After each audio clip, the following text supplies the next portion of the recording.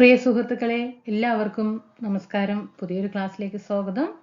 Economics class രണ്ടാമത്തെ ക്ലാസ്സാണ്. നമ്മൾ പഞ്ചവത്സര പദ്ധതികളാണ് കേട്ടോ ഇന്ന് എടുക്കുന്നത്. എന്നും ഒരു മാർക്കാണ് ഓരോ പഞ്ചവത്സര പദ്ധതിയിലും എന്തൊക്കെയാണ് പറഞ്ഞിരിക്കുന്നത് എന്നുള്ളത് വ്യക്തമായിട്ട് പഠിക്കണം. ഒരു മാർക്ക് ഷുവറാണ് കേട്ടോ, ഷുവറാണ്. ബാക്കി 99 മാർക്കേ നമുക്കിനി വേണ്ടുള്ളൂ കേട്ടോ. ഒരു മാർക്ക് ഇവിടെ ഷുവറാണ്. നമ്മൾ 5 മാർക്കുള്ളത് കേരള ഭരണ സംവിധാനം പഠിച്ചു കഴിഞ്ഞിട്ടുണ്ടെങ്കിൽ 6 മാർക്ക് അവിടെ കംപ്ലീറ്റ് ആയിട്ടുണ്ട് കേട്ടോ. അപ്പോൾ ഓക്കെ, എക്കണോമിക്സ് നമ്മൾ ഏത് ടോപ്പിക് എടുത്തു? ഫസ്റ്റ് നമ്മുടെ ഇന്ത്യ സാമ്പത്തിക രംഗം കഴിഞ്ഞു. നമ്മൾ ഓർഡർ ആയിട്ട് പോകുള്ളൂ കേട്ടോ. എനിക്ക് എൻ്റെ കയ്യിൽ വന്നിട്ടുള്ള ഒരു പാളിച്ചയാണ്. ഇവിടെ ഒരു ടോപ്പിക് ഇപ്പോൾ ഇന്ന് പഞ്ചവത്സര പദ്ധതികൾ പഠിച്ചാൽ നാളെ പോയിട്ട് 1857 വിപ്ലവം പഠിക്കും. പിറ്റേ ദിവസം പോയിട്ട് യൂറോപ്യന്മാരുടെ ആഗമനം പഠിക്കും. പിറ്റേ ദിവസം പോയിട്ട് കോൺസ്റ്റിറ്റ്യൂഷനിലെ ആമുഖം പഠിക്കും. ലാസ്റ്റ് ഒരാഴ്ച എന്താ പഠിച്ചു ചോദിച്ചാൽ അത് എനിക്കും അറിയില്ല. അങ്ങനെയായിരുന്നു. പക്ഷെ എനിക്ക് ഈ അങ്ങനെ ഒരു മൊഡ്യൂൾ തീർത്ത് വരുമ്പോൾ നമുക്കൊരു സിലബസ് നമ്മുടെ മുന്നിലുണ്ട് അല്ലേ? സിലബസ് എപ്പോഴും പ്രിന്റ് എടുത്ത് വെച്ചിട്ടുണ്ടല്ലോ അല്ലേ? എല്ലാവരും എടുത്ത് വെക്കണം കേട്ടോ. അത് എടുത്ത് വെച്ചിട്ട് നമ്മളിങ്ങനെ ഓരോ മൊഡ്യൂൾ കഴിയുമ്പോൾ ഇങ്ങനെ ആ ടോപ്പിക് ഉണ്ടാവുമല്ലോ. അതേപോലെ ധനതത്വശാസ്ത്രം 5 മാർക്ക് എന്ന് പറഞ്ഞിട്ടായിരിക്കും അല്ലേ? അവിടെ നമ്മൾ എന്ത് ചെയ്യണം? കംപ്ലീറ്റഡ്. ഓക്കെ, കംപ്ലീറ്റഡ് സിലബസിൽ എഴുതി വെക്കുക. റിവിഷൻ, ഇനി റിവിഷനാണ്. ഓക്കെ, അപ്പൊ എന്ത് ചെയ്യണം? ഇതിങ്ങനെ മൊഡ്യൂൾ പഠിച്ചു വരിക. അപ്പൊ കേരളം ഭരണ സംവിധാനം കഴിഞ്ഞില്ലേ? ഇനി നിങ്ങൾ എന്താ ചെയ്യേണ്ടത് ചോദിച്ചാൽ കൂടെ maths, English, Malayalam very very important പഠിക്കണം. ഇനി GK ഭാഗത്തു നിന്നുള്ള മാർക്ക് നമ്മൾ ഭാഗത്തുനിന്ന് ചെയ്യാവുന്നത്ര. ഓക്കെ, ഞാനൊരു മനുഷ്യനാണ്. ഓക്കെ, ഞാൻ നിങ്ങളെ പോലെ പഠിക്കുന്ന ആളാണ്. എന്നെ കൊണ്ട് ആകുന്നത്രയും എനിക്ക് എൻ്റെ ഹെൽത്ത് പരമായിട്ട് ഒരു ഇഷ്യൂ ഇല്ല. ഒക്കെ അറിയാലോ, ഒക്കെ നമ്മൾ ഓരോ കാര്യങ്ങൾ ഫേസ് ചെയ്യുന്ന ആൾക്കാരെ നമുക്കൊന്നും പുറത്ത് പറയാൻ പറ്റില്ല അല്ലേ? അതൊക്കെ ഫേസ് ചെയ്തിട്ടാണ് നമ്മൾ ഓരോ ദിവസം തന്നെ തള്ളി നിൽക്കുന്നത്. അപ്പോൾ നമുക്ക് എത്രത്തോളം എന്താ പറയുക ചെയ്യാൻ പറ്റുന്നോ അത്രത്തോളം ചെയ്തു തരാം കേട്ടോ. എക്സാം ആകുമ്പോഴേക്കും പരമാവധി ചെയ്തിരിക്കും. നിങ്ങൾ ചെയ്യേണ്ടത് ഞാൻ ചെയ്യുന്നത് എങ്ങനെയെന്ന് പറഞ്ഞുതരാം. കേരളം ഭരണ സംവിധാനം നമ്മൾ ടോപ്പിക് കംപ്ലീറ്റ് ആയിട്ടുണ്ട് അല്ലേ? അതുപോലെ ജോഗ്രഫിയും പകുതി ചെയ്തു വെച്ചിട്ടുണ്ട്, കോൺസ്റ്റിറ്റ്യൂഷനും പകുതി ചെയ്തു വെച്ചിട്ടുണ്ട്. അത് രണ്ടും കംപ്ലീറ്റ് ആക്കും, പേടിക്കണ്ട. അത് ചെയ്തിട്ട് കംപ്ലീറ്റ് ആക്കിയിരിക്കും. ഓക്കെ, നമ്മൾ കേരളം ഭരണ സംവിധാനം കഴിഞ്ഞോ? നമ്മൾ ഇപ്പോൾ ചെയ്യുന്നത് എന്താണ്? സാമ്പത്തിക ശാസ്ത്രം എടുത്തു. ഇവിടെ 5 മാർക്കിനുള്ളത് ഉറപ്പിച്ചു. ഇനി നമ്മൾ ചെയ്യേണ്ടത് ഇപ്പോൾ സാമ്പത്തിക രംഗം ക്ലാസ് ഇട്ടു. ഇപ്പോൾ നിങ്ങൾ 2 ദിവസം മുമ്പാണ് ക്ലാസ് ഇട്ടത്. ആ സാമ്പത്തിക രംഗം പഠിച്ചു കഴിഞ്ഞാൽ ഉടനെ നിങ്ങൾ ചെയ്യേണ്ടത് കേരളം ഭരണ സംവിധാനത്തിലെ ഒരു ടോപ്പിക്. ആദ്യം ടോപ്പിക് ഏതാണ്? സംസ്ഥാനത്തെ സിവിൽ സർവീസ് എന്ന ടോപ്പിക്കില്ലേ? അതെന്ത് ചെയ്യുക? വീണ്ടും ഒന്നും കൂടി പോയിട്ട് പഠിച്ചു വയ്ക്കുക. പഠിച്ചതാണ് അല്ലേ? നമ്മൾ നന്നായി പഠിച്ചതാണ്. വീണ്ടും ഒന്നും കൂടി റിവിഷൻ ചെയ്യുന്നു. പിറ്റേ ദിവസം നമ്മൾ പഞ്ചവത്സര പദ്ധതികൾ പഠിക്കുന്നു. അതിന്റെ പിറ്റേ ദിവസം പോയിട്ട് വീണ്ടും സംസ്ഥാന സിവിൽ സർവീസ് കഴിഞ്ഞാൽ ഏതാണ്? ഭരണ സംവിധാനത്തിൽ നമ്മൾ അടുത്ത ടോപ്പിക്ക് ഭരണഘടനാ സ്ഥാപനങ്ങൾ ഇല്ലേ? ഭരണഘടനാ സ്ഥാപനങ്ങൾ വീണ്ടും പോയി നോക്കുന്നു. പിറ്റേ ദിവസം നമ്മൾ പ്ലാനിംഗ് കമ്മീഷൻ പഠിക്കുന്നു. കഴിഞ്ഞില്ലേ? 3 ദിവസമായിട്ടുള്ളൂ. 3 ദിവസമാകുമ്പോൾ നമ്മുടെ 6 ടോപ്പിക്ക് വീണ്ടും എന്ത് ചെയ്താണ്? കംപ്ലീറ്റ്. നമ്മൾ അറിയുന്നില്ല റിവിഷൻ നമുക്ക് പ്രത്യേക ടൈം പിന്നെ ശനിയാഴ്ച ഞായറാഴ്ച ഒന്നും കൊടുക്കേണ്ട ആവശ്യമില്ല. ഇങ്ങനെ ചെയ്തിട്ട് പോയാൽ മതി. പിന്നെ പ്ലാനിംഗ് കമ്മീഷൻ, പിറ്റേ ദിവസം നമ്മൾ പ്ലാനിംഗ് കമ്മീഷൻ പഠിക്കുന്നു. അടുത്തത് വിവിധ കമ്മീഷനുകൾ. അതിലത്തെ അടുത്ത ടോപ്പിക് ഏതാണ്? വിവിധ കമ്മീഷനുകൾ പഠിച്ചു വെച്ചതാണ്. വീണ്ടും അതൊന്നും കൂടി പോയി നോക്കുന്നു. പിറ്റേ ദിവസം നീതി ആയോഗ് പഠിക്കുന്നു. അത് കഴിഞ്ഞിട്ട് എന്ത് ചെയ്യുന്നു? അടുത്തത് ഏതാണ് അതിലത്തെ പറഞ്ഞിരിക്കുന്നത്? ആ ടോപ്പിക് ഒന്നും കൂടി വീണ്ടും പോയി നോക്കുന്നു. വീണ്ടും നവസാമ്പത്തിക പരിഷ്കാരങ്ങൾ. അങ്ങനെ 10 ദിവസം ആകുമ്പോഴേക്കും ഈ ടോപ്പിക്കും പഠിച്ചു കഴിഞ്ഞു. ഈ കേരളം ഭരണ സംവിധാനം വീണ്ടും റിവിഷനും കഴിഞ്ഞു. അപ്പൊ അങ്ങനെ എന്ത് ചെയ്യുക? ഓർഡറായിട്ട് വരിക. അത് കഴിഞ്ഞപ്പോൾ കേരളം ഭരണ സംവിധാനം കഴിഞ്ഞു, ധനതത്വശാസ്ത്രവും കഴിഞ്ഞു. അത് കഴിഞ്ഞ് അടുത്ത് നമ്മൾ എടുക്കുന്നത് ഏതാണ്? സുപ്രധാന നിയമങ്ങളാണ്. ഈ സുപ്രധാന നിയമങ്ങൾ എടുക്കുമ്പോൾ സുപ്രധാന നിയമത്തിലെ ഫസ്റ്റ് നമുക്ക് പഠിക്കേണ്ട ഉപഭോക്തൃ സംരക്ഷണ നിയമം. ആ ഉപഭോക്തൃ സംരക്ഷണ നിയമം ഒരു ദിവസം നിങ്ങൾ പഠിക്കുന്നു. ആ ഒരു ദിവസം അത് പഠിച്ചു കഴിഞ്ഞതും വേഗം നമ്മൾ എന്ത് ചെയ്യുന്നു? നിങ്ങൾ വീണ്ടും ആ ദിവസം തന്നെ സാമ്പത്തിക രംഗം. നമ്മൾ പഠനഭാരം കുറഞ്ഞു വരികയാണ്, കൂടി വരികയല്ല, പഠനഭാരം കുറയാണ്. കാരണം ആഴ്ചക്ക് വീണ്ടും ഈ ടോപ്പിക് എടുത്ത് നോക്കിക്കൊണ്ടേയിരിക്കുകയാണ്. അന്ന് തന്നെ സാമ്പത്തിക രംഗം നമ്മൾ വീണ്ടും നോക്കുന്നു. അന്ന് തന്നെ സംസ്ഥാനത്തെ സിവിൽ സർവീസ് വീണ്ടും വരുന്നു. വീണ്ടും പഞ്ചവത്സര പദ്ധതികൾ, ഈ സുപ്രധാന നിയമങ്ങളിലെ രണ്ടാമത്തത് വിവരാവകാശ കമ്മീഷൻ നിങ്ങൾ പഠിക്കുന്നു. അത് കഴിഞ്ഞതും വേഗം പഞ്ചവത്സര പദ്ധതികൾ വീണ്ടും പോയി നോക്കുന്നു. വീണ്ടും ഇതിലെ ഭരണ സംവിധാനത്തിലെ ഭരണഘടനാ സ്ഥാപനങ്ങൾ നോക്കുന്നു. അങ്ങനെ എന്ത് ചെയ്താൽ മതി? ഓർഡറായിട്ട് പോയാൽ മതി. അപ്പോൾ നമ്മൾ ടോപ്പിക്കും ഇവിടെ കംപ്ലീറ്റ് ആയിട്ട് വരും. റിവിഷനും കംപ്ലീറ്റ് ആയിട്ട് വരും. പിന്നെ അതിന് എക്സ്ട്രാ ആയിട്ട് നമ്മൾ എന്ത് ചെയ്യേണ്ട ആവശ്യമില്ല? റിവിഷൻ ചെയ്യണം. പക്ഷെ നമ്മൾ ഇത് ചെയ്യാൻ മടിയാണ്. ഇത് ചെയ്യാൻ എന്താണ് മടിയാണ്? നമ്മൾ വലിയ എന്താ പറയാ, വായി ഇങ്ങനെ പറയാനൊക്കെ എളുപ്പമാണ് അല്ലേ? പക്ഷെ നമ്മൾ ഈ പറച്ചിൽ മാത്രമേ ഉള്ളൂ. ഇത് ചെയ്യുന്നില്ല, പ്രാവർത്തികമാക്കുന്നില്ല. എക്സാം കഴിഞ്ഞിട്ടാണ് അയ്യോ അങ്ങനെ ചെയ്തതാണെങ്കിൽ ഒരു കാര്യമില്ല. ഞാനങ്ങനെ ചെയ്തിട്ട് ഒരു കാര്യമില്ല അല്ലേ? അപ്പൊ ഇങ്ങനെ ചെയ്യുമ്പോൾ എന്താണ്? റിവിഷൻ എന്ന് പറഞ്ഞിട്ട് നമുക്ക് പിന്നെ ഒരു ടൈം വേണ്ട. നമ്മൾ തന്നെ കൂടെ പഠിച്ചു. പിന്നെ പഠിക്കുമ്പോൾ നമുക്കൊരു മനസ്സിനൊരു സംതൃപ്തിയാണ്. ഫസ്റ്റ് തന്നെ ഇപ്പോൾ ഒരു 5 മിനിറ്റ് ടൈം കളഞ്ഞു, സോറി, നിങ്ങൾക്ക് വേണ്ടി പറയുകയാണ് കേട്ടോ. അപ്പോൾ ഇങ്ങനെ ആകുമ്പോൾ എന്താണ്, നമുക്ക് നല്ല ഓർമ്മയുണ്ടാവും. പിന്നെ അടുത്ത ആഴ്ചയ്ക്ക് നോക്കുമ്പോൾ ഇതിനൊക്കെ സമയം നമുക്ക് കുറച്ച്, ഇതിനിപ്പോൾ ഈ സാമ്പത്തിക രംഗം പഠിക്കാൻ ആദ്യം നിങ്ങൾക്ക് 1 മണിക്കൂർ വേണമെങ്കിൽ പിന്നെ രണ്ടാമത്തെ പ്രാവശ്യം റിവിഷൻ എടുക്കുമ്പോൾ എത്ര മതി, അരമണിക്കൂർ മതി. പിന്നെ മൂന്നാമത്തെ പ്രാവശ്യം വീണ്ടും റിവിഷൻ വരുമ്പോൾ അത് 1/4 മണിക്കൂർ മതി. ഓക്കെ, പിന്നീടോ നമുക്ക് വേണ്ട ജസ്റ്റ് ഒന്ന് ഒറ്റ ഓട്ടിക്കൽ അത്ര മതി. അപ്പോൾ നമ്മൾ ഇതെങ്ങനെ അറിയാണ്ട് റിവിഷൻ ചെയ്തു പോകും കേട്ടോ. നമുക്ക് പഞ്ചവത്സര പദ്ധതികൾ ഇന്ന് ക്ലാസ് എടുക്കാം. ഓക്കെ, നമുക്ക് പഞ്ചവത്സര പദ്ധതികൾ എന്ന ക്ലാസ്സിലേക്ക് പോകാം. 1951 പഞ്ചവത്സര പദ്ധതി നിലവിൽ വന്നത്. പ്രീവിയസ് ക്വസ്റ്റ്യൻ ആണ്. അതിനു മുമ്പ് തന്നെ നമ്മുടെ ഇന്ത്യ എന്ന രാജ്യത്ത് ഈ പഞ്ചവത്സര പദ്ധതികൾ വരുന്നതിന് മുമ്പ് ഒരുപാട് ഇതേപോലെ പദ്ധതികൾ വന്നിട്ടുണ്ടായിരുന്നു. അതിൽ ഒന്നാണ് 1944 വന്നിട്ടുള്ള ഗാന്ധിയൻ പ്ലാൻ. ഏതാണ്? ഗാന്ധിയൻ പ്ലാൻ ആണ് ഇത് കൊണ്ടുവന്നത്. ആരാണ് ഗാന്ധിയൻ പ്ലാൻ കൊണ്ടുവന്നത്? അഗർവാൾ ആണ്. ആരാണ്? അഗർവാൾ. പഠിച്ചല്ലോ അല്ലെ? അഗർവാൾ കേട്ടോ. അത് കഴിഞ്ഞിട്ട് അതേ വർഷം തന്നെ 1944 8 പ്രമുഖ വ്യവസായികൾ ചേർന്നിട്ട് ബോംബെ പ്ലാൻ കൊണ്ടുവന്നു. ഇതാണ് ബോംബെ പ്ലാൻ. ഇതിന് നേതൃത്വം കൊടുത്തത് അർദേശി ലാലാണ്. അർദേശി ലാൽ. ഓക്കെ, അത് കഴിഞ്ഞിട്ട് 1945 കാലഘട്ടത്തിൽ ജനകീയ പദ്ധതി വന്നു. ഇതാണ് ജനകീയ പദ്ധതി വന്നു. അത് ആരാണ്? MN റോയ് ആണ്. ആരാണ്? MN റോയ്. അത് കഴിഞ്ഞ് 1950 ആയപ്പോൾ സർവോദയ പ്ലാൻ വന്നു. സർവോദയ. അതാരാണ്? JP ജയപ്രകാശ് നാരായണനാണ് സർവോദയ പ്ലാൻ കൊണ്ടുവന്നത്. ഈ 4 കഴിഞ്ഞ 2022 നടന്ന ഒരു എക്സാമിന് ഇത് ചോദിച്ചിട്ടുണ്ടായിരുന്നു. ബോംബെ പ്ലാൻ വന്ന വർഷം ചോദിച്ചിട്ടുണ്ടായിരുന്നു കേട്ടോ. അപ്പോൾ 1944 2 പദ്ധതികൾ, ഗാന്ധിയൻ പ്ലാൻ അഗർവാളും, 1944 തന്നെ ബോംബെ പ്ലാൻ അർദേശി ലാലും, 1945 ജനകീയ പദ്ധതി കൊണ്ടുവന്നു MN Roy, 1950 Sarvodaya plan JP കൊണ്ടുവന്നു. ഓക്കെ ആണല്ലോ. ഈ ഗാന്ധിയൻ പ്ലാൻ എന്ന് പറയുമ്പോൾ നമുക്ക് ഈ വേർഡിൽ തന്നെ ഉണ്ട് അല്ലേ, ഗാന്ധിജിയുടെ ആദർശങ്ങൾക്കായിരിക്കും എന്ത് ചെയ്തിട്ടുണ്ടാകുക, മുൻതൂക്കം കൊടുത്തിട്ടുണ്ടാകുക. പഠിച്ചു. ഇനി ഈ ബോംബെ പദ്ധതി നമ്മൾ പറഞ്ഞു അർദേശി ലാൽ പറഞ്ഞു അല്ലേ. ഇതിൽ പ്രവർത്തിച്ച ഒരു മലയാളിന്റെ ജോൺ മത്തായി ആണ് കേട്ടോ. ജോൺ മത്തായി ആണ് ബോംബെ പ്ലാനിൽ പ്രവർത്തിച്ച ഒരു മലയാളി. ജോൺ മത്തായി, മറക്കരുത്. ജനകീയ പദ്ധതി ആര് പറഞ്ഞു? MN റോയ് പറഞ്ഞു അല്ലേ. റാഡിക്കൽ പ്ലാൻ എന്നറിയപ്പെടുന്നതും ജനകീയ പദ്ധതിയാണ് കേട്ടോ. Radical plan. റാഡിക്കൽ പ്ലാൻ എന്നറിയപ്പെടുന്നതും അതാണ് ജനകീയ പദ്ധതിയാണ്. 1950 സർവോദയ പ്ലാന് ജയപ്രകാശ് നാരായണൻ കൊണ്ടുവരുന്നത്. ഗാന്ധി അത് ഈ സർവോദയ പ്ലാന് എങ്ങനെയാണ് രൂപപ്പെട്ടത് എന്ന് ചോദിച്ചാൽ നമ്മുടെ ഈ ഗാന്ധിയൻ പ്ലാനിൽ നിന്നുള്ള ആശയങ്ങളും പിന്നെ നമ്മുടെ ആചാര്യ വിനോബ ഭാവെയുടെ ചില ആശയങ്ങളിൽ നിന്നൊക്കെ പ്രചോദനം ഉൾക്കൊണ്ടിട്ടാണ് സർവോദയ പ്ലാന് ജയപ്രകാശ് നാരായണൻ രൂപീകരിക്കുന്നത്. ഗാന്ധിയൻ പ്ലാനിൽ നിന്നും പിന്നെ ഏതാണ് വിനോബ ഭാവെയുടെ ചില ആശയങ്ങളിൽ നിന്നൊക്കെ രൂപപ്പെട്ടിട്ടാണ് സർവോദയ പ്ലാന് രൂപം കൊണ്ടത്. മറക്കില്ലല്ലോ. 44 രണ്ടെണ്ണം, 45 അതിന്റെ പിറ്റത്തെ വർഷം തന്നെ ജനകീയ പദ്ധതി വന്നു, 50 സർവോദയ പ്ലാൻ. അങ്ങനെ വന്നിട്ടാണ് 50 കഴിഞ്ഞു. അങ്ങനെ 51 നമ്മൾ അങ്ങനെ ഇന്ത്യയിൽ 5 ഇയർ പ്ലാന് പഞ്ചവത്സര പദ്ധതികൾ ആരംഭിക്കുന്നത്. ഇത് നിങ്ങൾ പഠിക്കുന്ന സമയത്ത് ഇപ്പോൾ പഞ്ചവത്സര പദ്ധതിയിൽ നിങ്ങൾ ഇന്ന് ടോപ്പിക് എടുക്കുന്നത് എങ്ങനെ പഞ്ചവത്സര പദ്ധതികൾ 1951 നിലവിൽ വന്നു. റഷ്യയിൽ നിന്നാണ്. റഷ്യയിൽ നിന്നിൻ്റെ ജോസഫ് സ്റ്റാലിനാണ് 5 വർഷം കൊണ്ട്. ഇങ്ങനെയെല്ലാം നിങ്ങൾ പഠിക്കേണ്ടത്. ഇങ്ങനെ പഠിച്ചാൽ മണ്ടിയൊക്കെ അങ്ങനെ പോക്കും. ഓക്കെ, ഇതൊക്കെ ഞാൻ അങ്ങനെ പഠിച്ചിട്ട് ആയ വ്യക്തിയാണ്, അതുകൊണ്ടാണ്. പക്ഷെ നമ്മൾ 1951 കാലഘട്ടത്തിലേക്ക് നമ്മുടെ പിക്ചർ ഇങ്ങനെ പോകണം. നമ്മുടെ ഇന്ത്യ എന്ന രാജ്യത്ത് നമ്മളെ പിക്ചർ കാണുന്നു. നമ്മൾ കേന്ദ്രത്തിലെ ഗവൺമെന്റിനെ നമ്മുടെ മനസ്സിൽ കാണുന്നു. ആ ഒരു പിക്ചർ വെച്ച് ചിന്തിക്കുക. പഞ്ചവത്സര പദ്ധതികൾ രൂപീകരിക്കുന്ന ആ ക്യാബിനറ്റിനുണ്ടല്ലോ, ആ ക്യാബിനറ്റിന്റെ ആ ചിത്രം ഒന്ന് മനസ്സിൽ കാണാം. ആ മനസ്സിൽ കണ്ടു 1951 കാലഘട്ടത്തെ ക്യാബിനറ്റ്. ഓക്കെ, നമ്മുടെ ഇന്ത്യ ഗവൺമെന്റിന്റെ. അങ്ങനെ ചിന്തിക്കുക. പഞ്ചവത്സര പദ്ധതികൾ 5 വർഷം അല്ലെ, 5 വർഷം കൊണ്ട് നമ്മുടെ ഓരോ രാജ്യത്തും എന്തൊക്കെയാണ് നമ്മുടെ രാജ്യങ്ങളിൽ 5 വർഷം കൊണ്ട് എന്തൊക്കെയാണ് നടപ്പിലാക്കേണ്ടത് എന്നാണ് എന്ത് ചെയ്യുന്നത്, പഞ്ചം പറഞ്ഞാൽ അറിയാലോ 5 അല്ലേ. 5 വർഷം കൊണ്ട് എന്തൊക്കെയാണ് നടപ്പിലാക്കേണ്ടത് എന്നാണ് തീരുമാനിക്കുന്നത്. അപ്പോൾ 1951 കാലഘട്ടത്തിലെ ക്യാബിനറ്റിലേക്ക് മനസ്സിനെ കൊണ്ടുപോകുക. അല്ലാതെ ഇരുന്നിട്ട് 51 റഷ്യ ജോസഫ് സ്റ്റാലിൻ 5 വർഷം കേന്ദ്രീകൃത സമഗ്രമായ ദേശീയ സാമ്പത്തിക പരിപാടി ഇങ്ങനെ പഠിച്ചോ ഇത് ഒന്നും തലയിൽ കയറില്ല.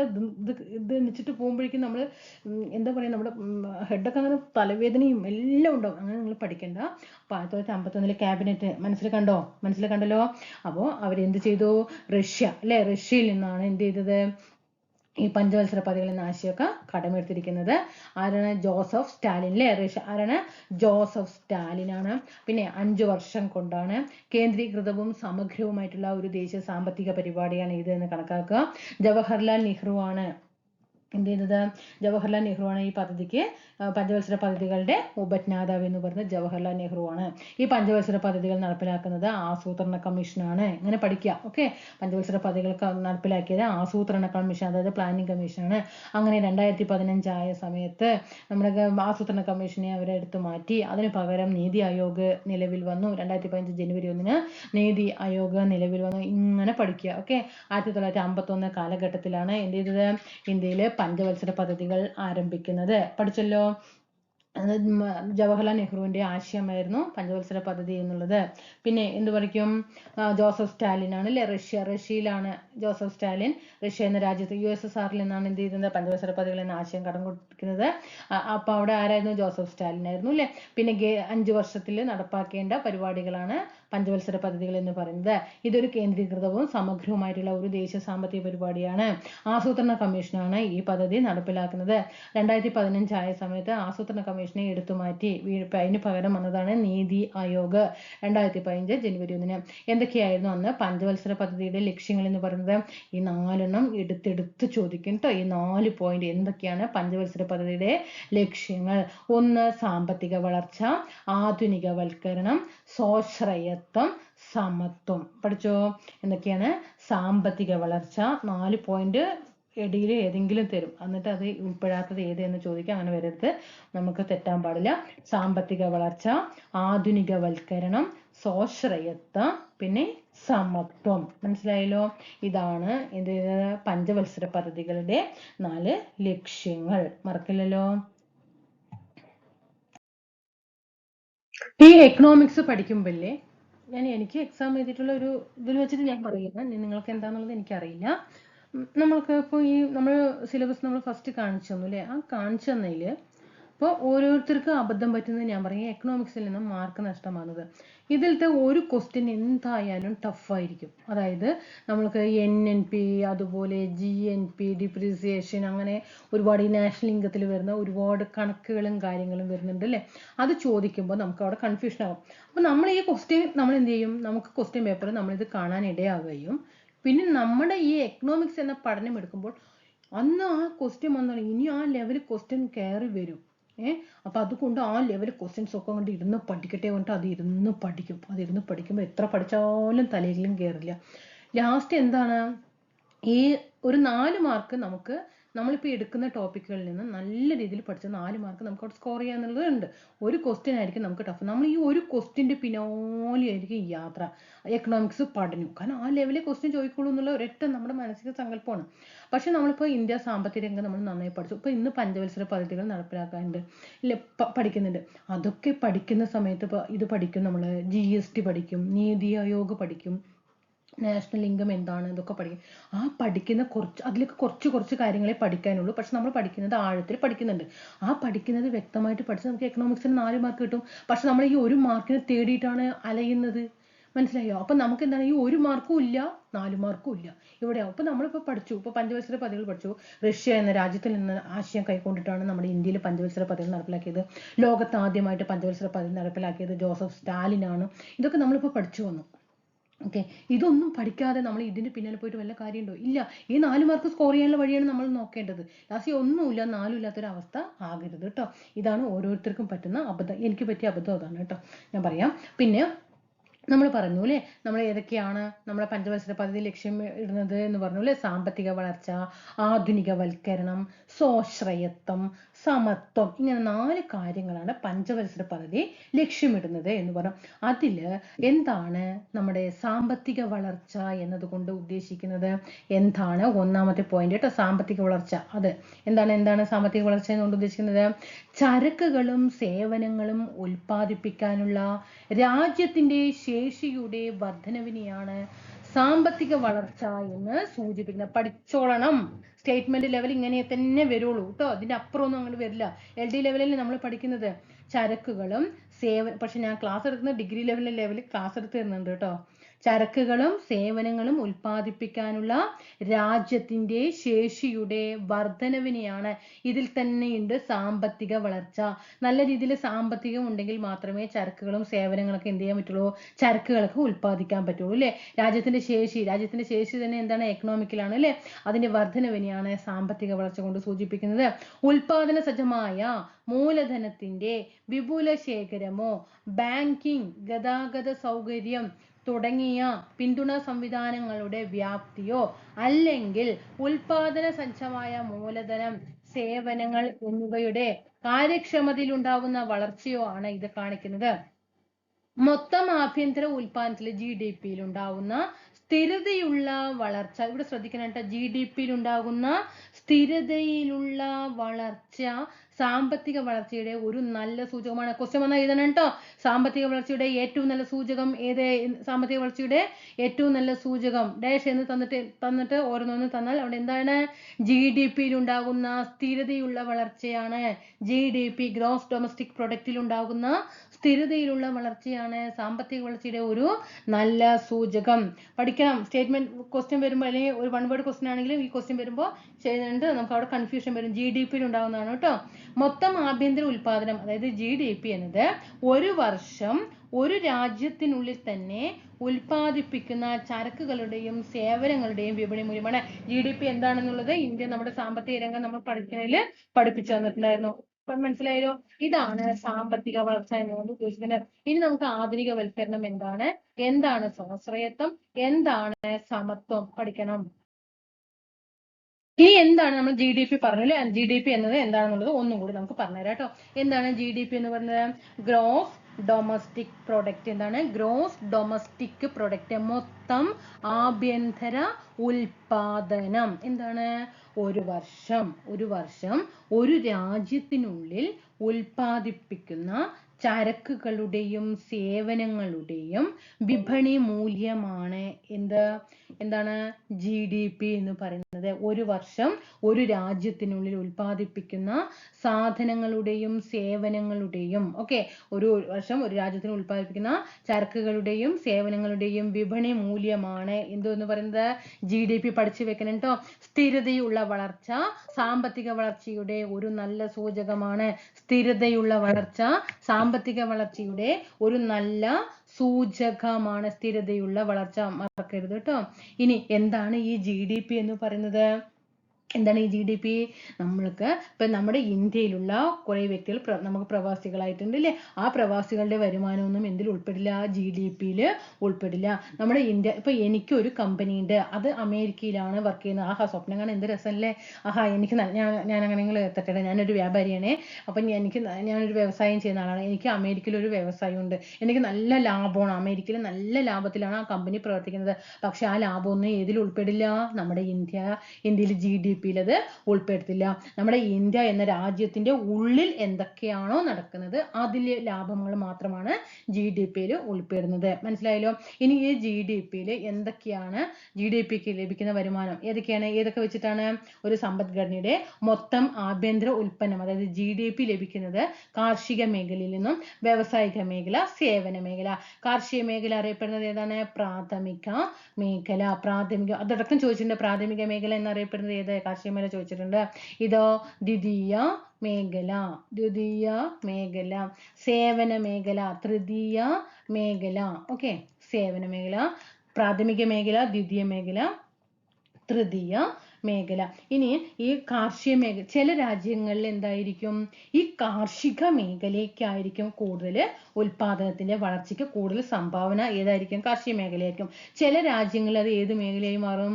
സേവന മേഖലയായിട്ട് മാറുന്നത്. ചില രാജ്യങ്ങളിൽ കാർഷിക മേഖലയായിരിക്കും ഏറ്റവും കൂടുതൽ ഉൽപാദനത്തിന്റെ വളർച്ചയ്ക്ക് കൂടുതൽ സംഭാവന നൽകുക. ചില രാജ്യങ്ങളിൽ അത് ഏതായിട്ട് മാറും? സേവന മേഖലയ്ക്കായിരിക്കും അവിടെ പ്രാധാന്യമുള്ളത്. ഇനി നമുക്ക് രണ്ടാമത്തേത് അല്ലേ നമ്മൾ പഠിച്ചില്ലേ, രണ്ടാമത്തേലാണ് ആധുനികവൽക്കരണം, മൂന്നാമത് സ്വാശ്രയത്വം, നാലാമത്തെ 4 പോയിന്റ് ശ്രദ്ധിക്കണം കേട്ടോ. ഇനി എന്താണ് ആധുനികവൽക്കരണം? മോഡേൺ അല്ലേ, ആധുനികം പറയുമ്പോൾ തന്നെ അറിയാം മോഡേൺ ആണ്.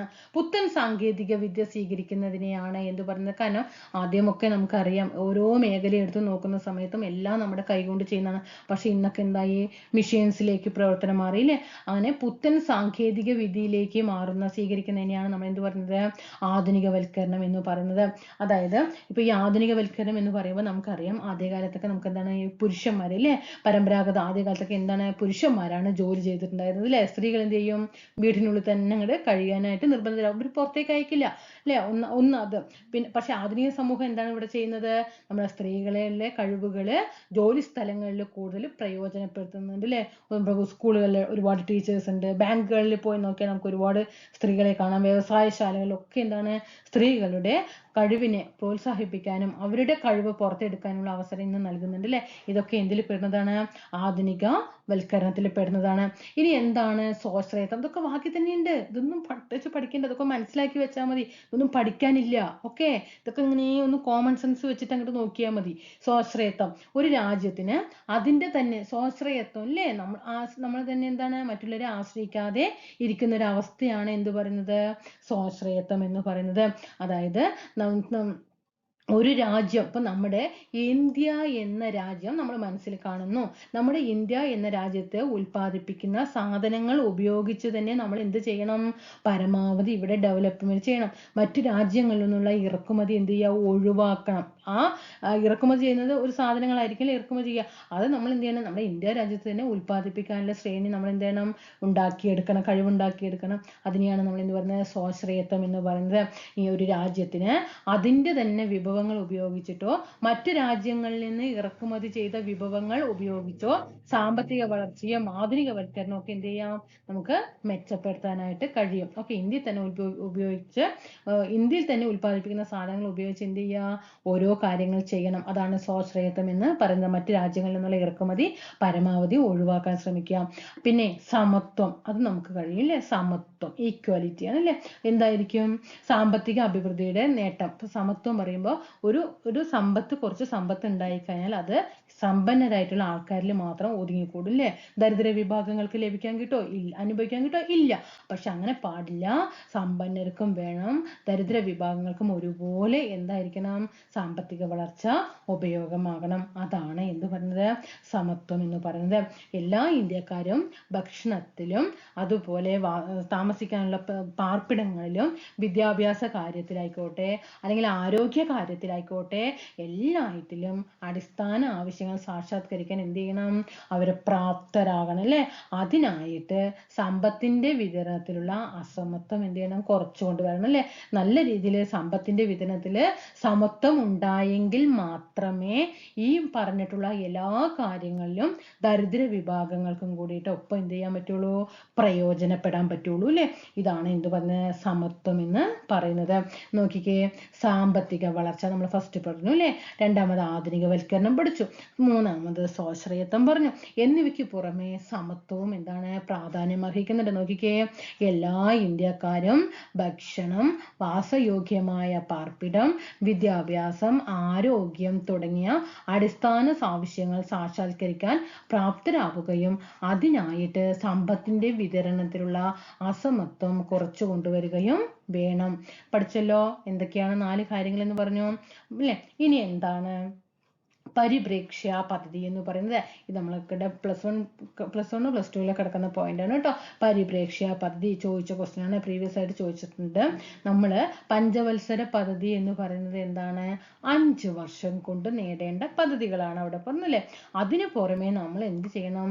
ഒരു 20 വർഷം കൊണ്ട് നേടേണ്ട പദ്ധതികൾ, ദീർഘകാല പദ്ധതികളെ നേടേണ്ട ലക്ഷ്യങ്ങൾ എന്താണ്? അതെല്ലാണ് പരിപ്രേക്ഷ്യ പദ്ധതി എന്ന് പറയുന്നത്. നമ്മൾ 5 വർഷം കൊണ്ട് നേടേണ്ടതാണ് പഞ്ചവത്സര പദ്ധതികൾ എന്ന് പറഞ്ഞെങ്കിൽ 20 വർഷം കൊണ്ട് നേടേണ്ട പല പദ്ധതികളും നമ്മൾ എന്ത് ചെയ്യണം? ലക്ഷ്യം വെക്കണം. അങ്ങനെ 20 വർഷം കൊണ്ട് നേടേണ്ട ലക്ഷ്യങ്ങളും ഉൾക്കൊള്ളുന്ന പദ്ധതിയാണ് ഏത്?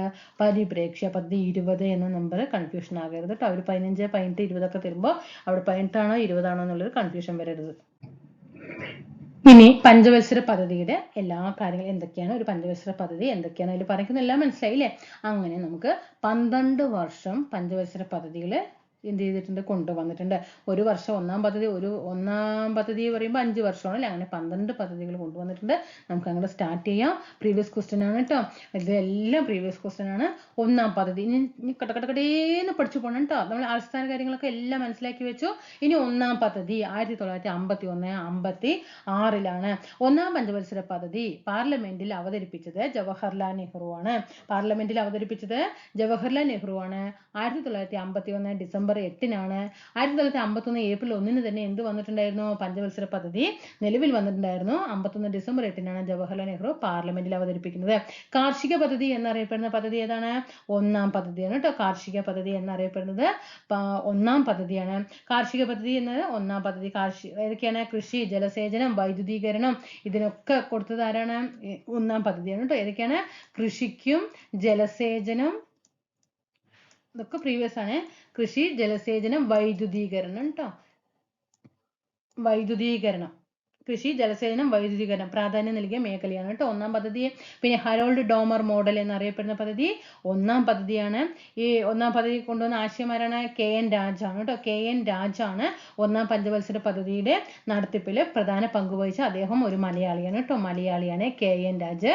ഒന്നാം പഞ്ചവത്സര പദ്ധതിയുടെ നടത്തിപ്പിൽ പ്രധാന പങ്ക് വഹിച്ചത് KN രാജാണ്. ഒന്നാം പഞ്ചവത്സര പദ്ധതിയുടെ ആമുഖം തയ്യാറാക്കിയതും KN രാജ് തന്നെയാണ്. ഈ ഒന്നാം പഞ്ചവത്സര പദ്ധതി കാലത്താണ്, അതായത് പ്രത്യേകിച്ച് എന്താണ്, KN രാജു പറയുന്നുണ്ട്, ആമുഖത്തിൽ പറയുന്നുണ്ട് എന്താണ്, നമ്മുടെ രാജ്യത്തെ ദാരിദ്ര്യ ചക്രത്തിൽ നിന്ന് മോചിപ്പിക്കുക എന്നുള്ളത്. നമ്മുടെ രാജ്യത്തെ എന്ത് ചെയ്യണം, ദാരിദ്ര്യ ചക്രത്തിൽ നിന്ന് മോചിപ്പിക്കുക എന്നത് ആര് കൊണ്ടുവന്നതാണ്, ആശയമാണ്, KN രാജ് കൊണ്ടുവന്നതാണ്. പിന്നെ അദ്ദേഹം തന്നെ ഈ KN രാജ് തന്നെ പറയുന്നുണ്ട്, നമ്മുടെ ഇന്ത്യ ആദ്യ 2 ദശകങ്ങളിൽ ആദ്യം ഒരു 20 വർഷം എന്ത് ചെയ്യണം, സമാധാനത്തിലേ എന്ത് ചെയ്യാൻ പറ്റുള്ളൂ, ഓരോ കാര്യങ്ങളും കൊണ്ടുപോകുന്ന സമയത്ത് അത് സാവധാനമേ ചെയ്യാൻ പാടുള്ളൂ. അല്ലാതെ പെട്ടെന്ന് തന്നെ നമ്മുടെ രാജ്യത്ത് വികസനം കൊണ്ടുവരണം എന്ന് പറഞ്ഞിട്ട് പെട്ടെന്ന് ഒരുപാട് ശ്രമങ്ങൾ നടത്തിയാൽ അത് പരാജയത്തിലേക്കായിരിക്കും. പിന്നെ നമ്മുടെ ജനാധിപത്യമൊക്കെ എന്താകും, അപകടത്തിലാകുമെന്ന് അദ്ദേഹം പറയുന്നുണ്ട് കേട്ടോ. അങ്ങനെ ഒന്നാം പഞ്ചവത്സര പദ്ധതി കാലത്താണ് CDP വന്നത്. ഏതാണ് CDP? എന്താണ് CDP? കമ്മ്യൂണിറ്റി ഡെവലപ്മെന്റ് പ്രോഗ്രാം, സാമൂഹിക വികസന പദ്ധതി. കമ്മ്യൂണിറ്റി ഡെവലപ്മെന്റ് പ്രോഗ്രാമിന്റെ മലയാളമാണ് സാമൂഹിക വികസന പദ്ധതി. 1952 ഒക്ടോബർ 2 ഗാന്ധിജി ജനിച്ചത്, ഗാന്ധി ജയന്തി 1952 ഒക്ടോബർ 2-ന്. അതുപോലെ UGC commission, university grant commission 1953 നിലവിൽ വന്നു. UGC act എപ്പോഴായിരുന്നു, 1956. 53 കമ്മീഷൻ വന്നു, പക്ഷെ 56 ആക്ട് വരുന്നത്. അതുപോലെ 5 IIT സ്ഥാപിതമായത്. തോട്ടപ്പള്ളി സ്പിൽവേ 1955 വൻകിട ജലസേചന പദ്ധതികൾ നടപ്പിലാക്കിയത്. അണക്കെട്ടുകൾ ഇന്ത്യയുടെ വികസനത്തിന്റെ മഹാക്ഷേത്രങ്ങളാണ് എന്ന് ജവഹർലാൽ നെഹ്റു അഭിപ്രായപ്പെട്ടത്. ഇതൊക്കെ ഏതിന്റെ കാലത്താണ്, ഒന്നാം പഞ്ചവത്സര പദ്ധതിയുടെ കാലത്താണ്. വൻകിട ജലസേചന പദ്ധതികളൊക്കെ വന്നതും അണക്കെട്ടുകൾ ഇന്ത്യയുടെ വികസനത്തിന്റെ മഹാക്ഷേത്രങ്ങളാണ് എന്ന് ആരാണ് അഭിപ്രായപ്പെട്ടത്, ജവഹർലാൽ നെഹ്റു ആണ്. എപ്പോഴായിരുന്നു ഇങ്ങനെ അഭിപ്രായപ്പെട്ടത്, ബക്രാനങ്കൽ, എന്താണ്, ബക്രാനങ്കൽ അണക്കെട്ടിന്റെ ഉദ്ഘാടന വേളയിലാണ് കേട്ടോ. അതേപോലെ നമ്മൾ പറഞ്ഞു വൻകിട ജലസേചന പദ്ധതികൾ ഏതൊക്കെയാണ്, ബക്രാനങ്കല്, പിന്നെ ഹിരാക്കുഡ്, ദാമോദർ വാലി, ഇതൊക്കെയാണ് വൻകിട ജലസേചന പദ്ധതികൾ. അങ്ങനെ ഈ ബക്രാനങ്കൽ ഉദ്ഘാടന ഘട്ടത്തിലാണ് അദ്ദേഹം ഈ വാക്ക് പറയുന്നത് കേട്ടോ. പിന്നെ എന്താണ് ലക്ഷ്യം, ഈ ഒന്നാം പഞ്ചവത്സര പദ്ധതിയുടെ രൂപരേഖ ഒന്ന് വായിച്ചേ. ഇന്ത്യൻ ആസൂത്രണത്തിന്റെ കേന്ദ്ര ലക്ഷ്യം ജനങ്ങളുടെ ജീവിത നിലവാരം ഉയർത്തുകയും സമ്പന്നവും വൈവിധ്യമാർന്ന ജീവിതത്തിനായിട്ട് പുതിയ അവസരങ്ങൾ തുറന്നു കൊടുക്കുകയും ചെയ്യുന്ന വികസന പ്രക്രിയയ്ക്ക് തുടക്കം കുറിക്കുക എന്നതാണ്. ഇനി ഒന്നാം പദ്ധതി സമയത്ത് ഇവർ ലക്ഷ്യമിട്ട വളർച്ചാ നിരക്ക് 2.1% ലക്ഷ്യമിട്ടത്. പക്ഷേ വിജയം കൈവരിച്ചത് 3.6%. ഇത് ചോദിച്ച ക്വസ്റ്റ്യൻ ആണ് കേട്ടോ. 3.3ന്റെ ഇരട്ടിയല്ലേ 6, 3.6% എന്ത് ചെയ്തു, ഇവർക്ക് വിജയിക്കാൻ പറ്റി. അതുപോലെ ഭൂപരിഷ്കരണത്തിനൊക്കെ പരിഗണന നൽകിയത്. ഭൂപരിഷ്കരണത്തിന് പരിഗണന നൽകി. ദാരിദ്ര്യ ചക്രത്തിൽ നിന്ന് നമ്മുടെ രാജ്യത്തെ മോചിപ്പിക്കണം, ദേശീയ വരുമാനം ഉയർത്തണം. ഇതൊക്കെ എന്താണ്, ഒന്നാം പഞ്ചവത്സര പദ്ധതിയുടെ ലക്ഷ്യങ്ങൾ ഉൾപ്പെടുന്നതാണ്. ഒന്ന് ഓടിച്ചിട്ട് പോയാലോ. 1951 ഡിസംബർ 8-നാണ് ജവഹർലാൽ നെഹ്റു പാർലമെന്റില് ഈ പ്രമേയം അവതരിപ്പിക്കുന്നത്, ഒന്നാം പദ്ധതി അവതരിപ്പിക്കുന്നത്? 1951 ഏപ്രിൽ 1 പഞ്ചവത്സര പദ്ധതി നിലവിൽ വന്നു. കാർഷിക പദ്ധതി എന്നറിയപ്പെടുന്നത് ഒന്നാം പദ്ധതിയാണ്. ഹരോൾഡ് ഡോമർ മോഡൽ എന്നറിയപ്പെടുന്ന ഒന്നാം പദ്ധതിയാണ്. ഇതിന്റെ ആശയം കൊണ്ടുവന്നത് KN രാജാണ്. ഒന്നാം പദ്ധതിയുടെ ആശയം കൊണ്ടുവന്നത് KN രാജാണ്. അദ്ദേഹം ഒരു മലയാളിയാണ്. പിന്നെ CDP വന്നു അല്ലെ 1952 October 2 community development programme. UGC commission 1953, UGC act 1956, 5 IIT-കൾ, തോട്ടപ്പള്ളി സ്പിൽവേ 1955, വൻകിട ജലസേചന പദ്ധതികളായ ബക്രാനങ്കൽ, ഹിരാക്കുഡ്, ദാമോദർ വന്നു. ഈ ബക്രാനങ്കലിന്റെ ഉദ്ഘാടന സമയത്താണ് അണക്കെട്ടുകൾ ഇന്ത്യയുടെ വികസനത്തിന്റെ മഹാക്ഷേത്രങ്ങളാണെന്ന് നമ്മുടെ ജവഹർലാൽ നെഹ്റു അഭിപ്രായപ്പെടുന്നത്. 2.1% ലക്ഷ്യമിട്ടിട്ട് ഒന്നാം പഞ്ചവത്സര പദ്ധതി തുടങ്ങിയത്. പക്ഷേ 3.6% കൈവരിക്കാനായിട്ട് സാധിച്ചു. ഭൂപരിഷ്കരണത്തിന് പ്രാധാന്യം നൽകി. ഇതൊക്കെ ഒന്നാം പദ്ധതിയാണ്. രണ്ടാം പദ്ധതി 1956, 61 കാലഘട്ടത്തിൽ. വർഷങ്ങൾ പഠിച്ചു വെക്കണം, എല്ലാറ്റിനും വർഷങ്ങൾ പഠിച്ചു വെക്കണം. രണ്ടാം പദ്ധതി 56 61 ചോദിക്കാറുണ്ട്. വ്യാവസായിക പദ്ധതി എന്നറിയപ്പെടുന്നത് രണ്ടാം പദ്ധതിയാണ്. വ്യാവസായിക പദ്ധതി എന്നറിയപ്പെടുന്നത് രണ്ടാം പദ്ധതിയാണ്. വ്യവസായവൽക്കരണം, അതുപോലെ ഗതാഗത വികസനം, ഇതിനൊക്കെ കൂടുതൽ പ്രാധാന്യം നൽകിക്കൊണ്ട് ആവിഷ്കരിച്ച പദ്ധതിയാണ് രണ്ടാം പദ്ധതി. മഹൽനോബിസ് മാതൃക എന്നറിയപ്പെടുന്നത്. അവിടെ ഫസ്റ്റ് എന്ത് പറഞ്ഞു? ഹരോൾഡ് ഡോമർ പറഞ്ഞു. രണ്ടാമത്തേത് മഹൽനോബിസ് മോഡൽ എന്ന് പറഞ്ഞു. പിന്നെ 1956 വ്യാവസായിക നയപ്രമേയം അവതരിപ്പിച്ചു. എന്താണ് 1956 വ്യാവസായിക നയപ്രമേയത്തിൽ പറയുന്നത് നോക്കിക്കേ? സമ്പദ്ഘടനയിലെ അടിസ്ഥാന മേഖലകളെ നിയന്ത്രിക്കുക എന്ന ലക്ഷ്യത്തിനനുസൃതമായിട്ട് 1956 പുതിയ വ്യാവസായിക നയം അംഗീകരിച്ചു. ചോദിച്ചിട്ടുണ്ട്. വ്യാവസായിക നയം നിലവിൽ വന്ന വർഷം 1956. ഒരു സോഷ്യലിസ്റ്റ് ഘടന നിർമ്മിക്കാൻ പരിശ്രമിച്ചു. രണ്ടാം പഞ്ചവത്സര പദ്ധതിക്ക് ഇതൊരു അടിത്തറയായി. ഇതാണ് നമ്മുടെ ഇന്ത്യയുടെ ചോദിച്ച ക്വസ്റ്റ്യൻ ആണ്. ഇന്ത്യയുടെ സാമ്പത്തിക ഭരണഘടന എന്നറിയപ്പെടുന്നത് ഏത്? ഇന്ത്യയുടെ സാമ്പത്തിക ഭരണഘടന ഏതാണ്? 1956 വ്യാവസായിക നയപ്രമേയമാണ്. 1955 ആവടി സമ്മേളനം നടന്നു. സോഷ്യലിസ്റ്റ് സമൂഹത്തെ വാർത്തെടുക്കുക എന്ന ലക്ഷ്യമായിരുന്നു. എന്താണ്? 1955 എന്താണ്? കോൺഗ്രസിന്റെ ആവടി സമ്മേളനത്തിൽ അംഗീകരിച്ച സോഷ്യലിസ്റ്റ് സമൂഹത്തെ വാർത്തെടുക്കുക എന്ന ഉദ്ദേശം എന്തുണ്ടായിരുന്നു? രണ്ടാം പദ്ധതിക്ക് ഉണ്ടായിരുന്നു. 1956 തന്നെയാണ് ദേശീയപാത നിയമം. 2 നിയമങ്ങൾ പഠിക്കണം കേട്ടോ. നമ്മുടെ കേരളം നിലവിൽ വന്ന അതേ വർഷം തന്നെയാണ്. അങ്ങനെ പഠിക്കുക. കേരളം നിലവിൽ വന്നതാണ് 1956 നവംബർ 1. നമ്മൾ പഠിക്കുമ്പോൾ കേരളം 1956 നവംബർ 1 നിലവിൽ വന്നു. അതേ വർഷം തന്നെ വ്യവസായ നയ പ്രഖ്യാപനവും ദേശീയപാതാ നിയമവും നിലവിൽ വന്നു. വ്യാവസായിക നയപ്രമേയവും ദേശീയപാതാ നിയമവും നിലവിൽ വന്നു. പിന്നെ ഒരുപാട് ഇരുമ്പുരുക്കുശാലകളൊക്കെ സ്ഥാപിതമായി അല്ലേ? ഇരുമ്പുരുക്കുശാലകൾ സ്ഥാപിതമായിരിക്കാണ്. ദുർഗാപൂർ, പിന്നെ ഭിലായി, റൂർക്കേല. ബൊക്കാറോ പിന്നീടാണ് കേട്ടോ വരുന്നത്. റൂർക്കേല, ഭിലായി, റൂർക്കേല. പിന്നെ വളർച്ചാ നിരക്ക് എത്രയായിരുന്നു? 4.3% വളർച്ച കൈവരിച്ചു. പക്ഷെ അവര് 4.5% തീരുമാനിച്ചത്. പക്ഷെ 4.3% കൈവരിക്കാനായിട്ട് സാധിച്ചു. പഠിച്ചല്ലോ. രണ്ടാം പദ്ധതി 56 നവംബർ 1 വ്യാവസായിക പദ്ധതി എന്നറിയപ്പെടുന്നു. വ്യവസായം, ഗതാഗത വികസനം, ഇതിനായിരുന്നു പദ്ധതി മുന്നോട്ട് വെച്ചത്. മഹൽനോബിസ് മാതൃക. 56 വ്യാവസായിക നയപ്രമേയം. 1956 തന്നെ ദേശീയപാതാ നിയമം. 55 ആവടി സമ്മേളനത്തിലാണ് സോഷ്യലിസ്റ്റ് സമൂഹത്തെ വാർത്തെടുക്കുക എന്ന ലക്ഷ്യം കൊണ്ടുവന്നത്. ഇരുമ്പുരുക്ക് ശാലകൾ സ്ഥാപിച്ചത്. പിന്നെ വളർച്ചാ നിരക്ക് 4.3%. ഇന്ത്യയുടെ സാമ്പത്തിക ഭരണഘടന എന്നറിയപ്പെടുന്ന ഇതാണ് വ്യാവസായിക നയപ്രമേയം 1950. അങ്ങനെ മൂന്നാം പദ്ധതി 61, 66 കാലഘട്ടത്തിൽ വന്നു. ലക്ഷ്യം എന്തായിരുന്നു? സമ്പദ്ഘടനയുടെ സ്വയം പര്യാപ്തത. ഇതൊക്കെയാണ് ക്വസ്റ്റ്യൻസ് വരിക കേട്ടോ. സമ്പദ്ഘടനയുടെ സ്വയം പര്യാപ്തത എന്നായിരുന്നു എന്ത് ചെയ്തത്? മൂന്നാം പഞ്ചവത്സര പദ്ധതി ഊന്നൽ നൽകിയത്. അതുപോലെ ഹരിത വിപ്ലവം നിലവിൽ വന്നത് എപ്പോഴാണ്? മൂന്നാം പദ്ധതി സമയത്താണ്. അതൊക്കെ പ്രീവിയസ് ആണ് കേട്ടോ. നാഷണൽ ഡയറി ഡെവലപ്മെന്റ് ബോർഡ് 1965 സ്ഥാപിതമായി. നാഷണൽ ഡയറി ഡെവലപ്മെന്റ് ബോർഡ് സ്ഥാപിതമായത് ഏത് പഞ്ചവത്സര പദ്ധതി എന്ന് ചോദിച്ചാൽ മൂന്നാമത്തെ പഞ്ചവത്സര പദ്ധതി. നാഷണൽ ഡയറി ഡെവലപ്മെന്റ് ബോർഡ് മൂന്നാം പഞ്ചവത്സര പദ്ധതിക്ക് തുടക്കം കുറിച്ചതാണ് ഹരിത വിപ്ലവം. പഠിച്ചു. ഇനി ഈ ഇതില് 2022 ചോദിച്ച ക്വസ്റ്റ്യൻ ആണ് കേട്ടോ. ഇത് പ്രീവിയസ് ആണ്. 2022 ചോദിച്ച ക്വസ്റ്റ്യൻ. ഇത് എങ്ങനെയാണെന്നറിയോ? ഈ ക്വസ്റ്റ്യൻ വന്നത് നമ്മുടെ ഇന്ത്യയില് ഹരിത വിപ്ലവം നടപ്പിലാക്കുന്നതിനുള്ള 2 പരിപാടികളാണ്. നമ്മുടെ ഇന്ത്യയിൽ ഹരിത വിപ്ലവം നടപ്പാക്കുന്നതിനുള്ള 2 പരിപാടികളാണ് IADPയും IAAPയും. ചോദിച്ച ക്വസ്റ്റ്യൻ ആണ്. ഇന്ത്യയിൽ ഹരിത വിപ്ലവം നടപ്പിലാക്കുന്നതിനുള്ള 2 പരിപാടികളാണ് IADPയും IAAPയും. പഠിക്കും, മറക്കരുത്. 1962 ഇന്ത്യ ചൈന വാർ, 1965 കാലഘട്ടത്തിലെ ഇന്ത്യ പാക് യുദ്ധം. ഇതൊക്കെ എന്താകും? നമ്മുടെ സാമ്പത്തിക വളർച്ചയെ തന്നെ ആകെ അട്ടിമറിക്കും അല്ലേ? ഇവർ ഉദ്ദേശിച്ച ലക്ഷ്യം നേടാനായിട്ട് കഴിയില്ല. അങ്ങനെയാണ് ഈ വാറും, 2 വാറും, 1962 ഇന്ത്യ ചൈന വാറും 65 ഇന്ത്യ പാക് വാറും നടന്നു. ഇതിന്റെ അനന്തരഫലമായിട്ട് ഇന്ത്യയുടെ ഈ പദ്ധതിക്ക് ലക്ഷ്യമിട്ട, അതായത് ഇവർ പ്രതീക്ഷിച്ച വളർച്ച അവർക്ക് നേടാൻ കഴിഞ്ഞില്ല. അങ്ങനെ പ്ലാൻ ഹോളിഡേ വരികയാണ്. ഓക്കെ, 66-69 കാലത്ത് ഇതൊക്കെ ചോദിച്ചതാണ് കേട്ടോ. പ്ലാൻ ഹോളിഡേ വന്നത് 66-69 കാലഘട്ടത്തിലാണ്. ആ സമയത്ത്, അതായത് 66-69 പറയുമ്പോൾ 3 വാർഷിക പദ്ധതികൾ അല്ലേ? 3 വാർഷിക പദ്ധതികൾ. ആ സമയത്ത് ആരായിരുന്നു നമ്മുടെ ഇന്ത്യൻ പ്രധാനമന്ത്രി? പ്ലാൻ ഹോളിഡേ അതൊക്കെ ചോദിച്ചതാണ് കേട്ടോ. ഇന്ദിരാഗാന്ധിയാണ്. അതാണ് ഇന്ദിരാഗാന്ധിയാണ്.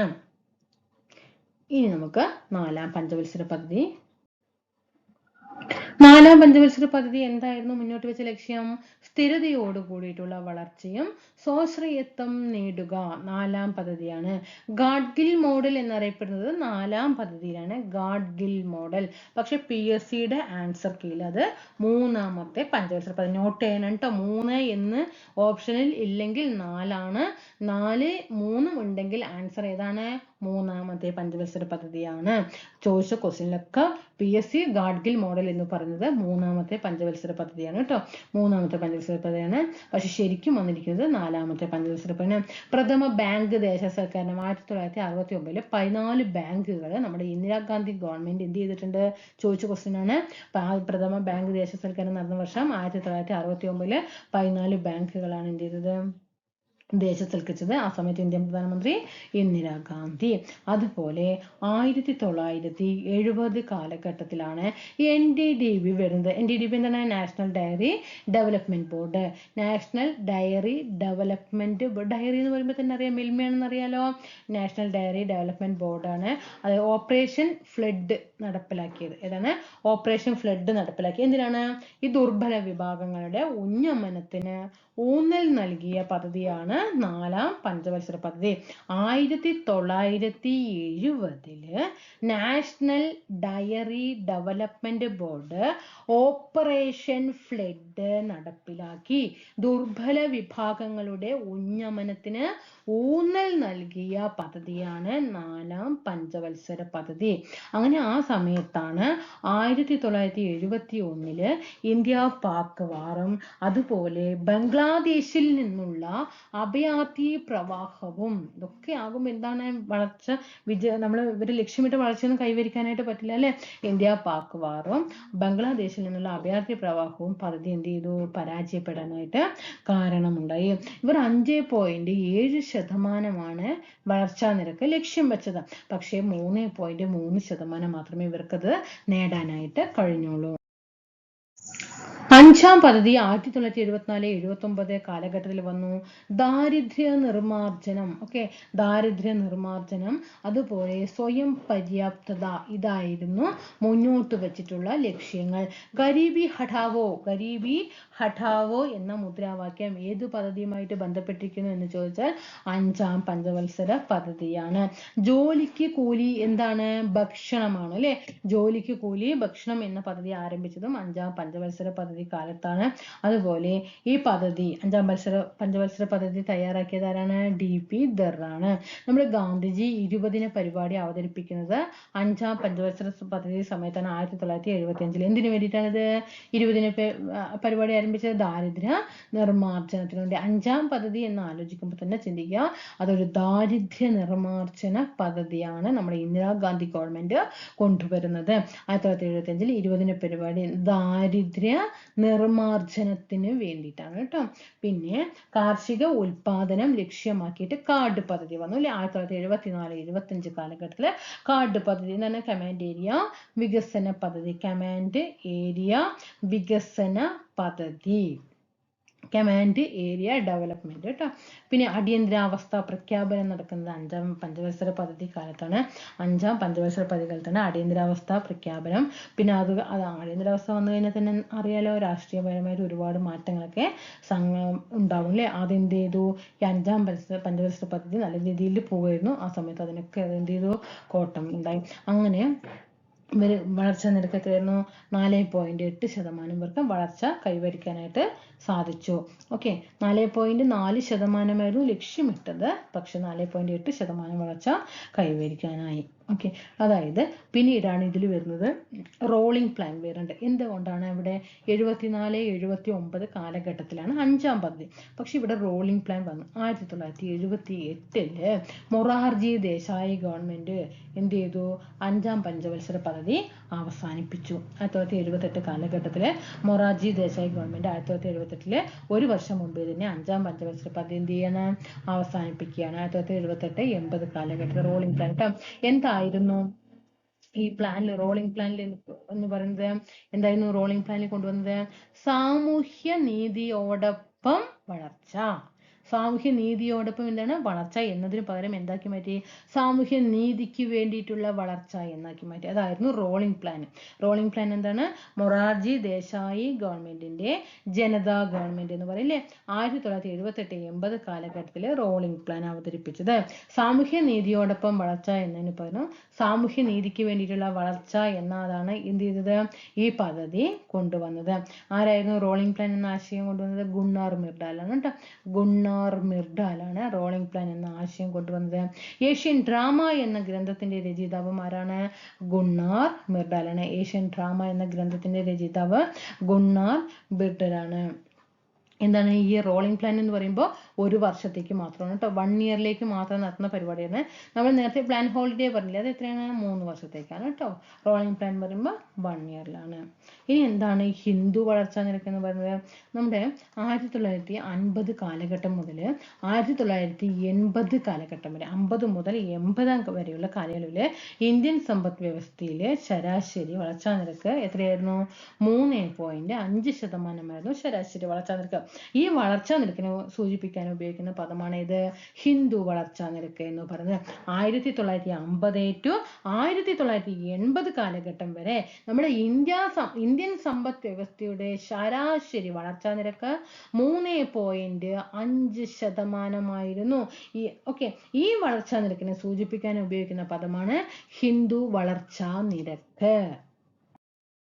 അങ്ങനെ ആറാം പദ്ധതി 1980-85 കാലഘട്ടത്തിൽ വന്നു. ദേശീയ വരുമാനം വർദ്ധിപ്പിക്കുക, സാങ്കേതിക വിദ്യയുടെ ആധുനികവൽക്കരണം, ദാരിദ്ര്യ നിർമ്മാർജ്ജനം. 5ആണ് ദാരിദ്ര്യ നിർമ്മാർജ്ജനം എന്ന് പറയുന്നത്, എന്നാലും പരമാവധി ബാലൻസ് ചെയ്ത് തീർക്കാനുണ്ടാവും അല്ലേ. ദേശീയ വരുമാനം വർദ്ധിപ്പിക്കുക, നിലവിലെ സാങ്കേതിക വിദ്യയുടെ എന്താണ് ആധുനിക വൽക്കരണം, ദാരിദ്ര്യ നിർമ്മാർജ്ജനം എന്നിവയായിരുന്നു ആറാം പഞ്ചവത്സര പദ്ധതിയുടെ പ്രധാനപ്പെട്ട ലക്ഷ്യങ്ങൾ. അതുപോലെ ഗ്രാമീണ മേഖലയിലുള്ള സ്ത്രീകളുടെയും കുട്ടികളുടെയൊക്കെ വികസനത്തിന് വേണ്ടിയിട്ട് DWCRA എന്ന പദ്ധതി കൊണ്ടുവന്നു. ഇതാണ് DWCRA, development of women and children in rural areas. Okay, അത് കഴിഞ്ഞിട്ട് RLEGP വന്നു, IRDP വന്നു, NREP. ഇതൊക്കെ എന്താണ്, തൊഴിൽ വികസന പദ്ധതികളാണ്. ഇതൊക്കെ എന്താണ്, തൊഴിൽ വികസന പദ്ധതികളാണ് ആറാം പഞ്ചവത്സര പദ്ധതിക്കാലത്ത് കൊണ്ടുവന്നത്. എത്ര ശതമാനം, 5.7% വളർച്ച കൈവരിക്കാനായിട്ട് സാധിച്ചത്. ലക്ഷ്യം 5.2 ആയിരുന്നു.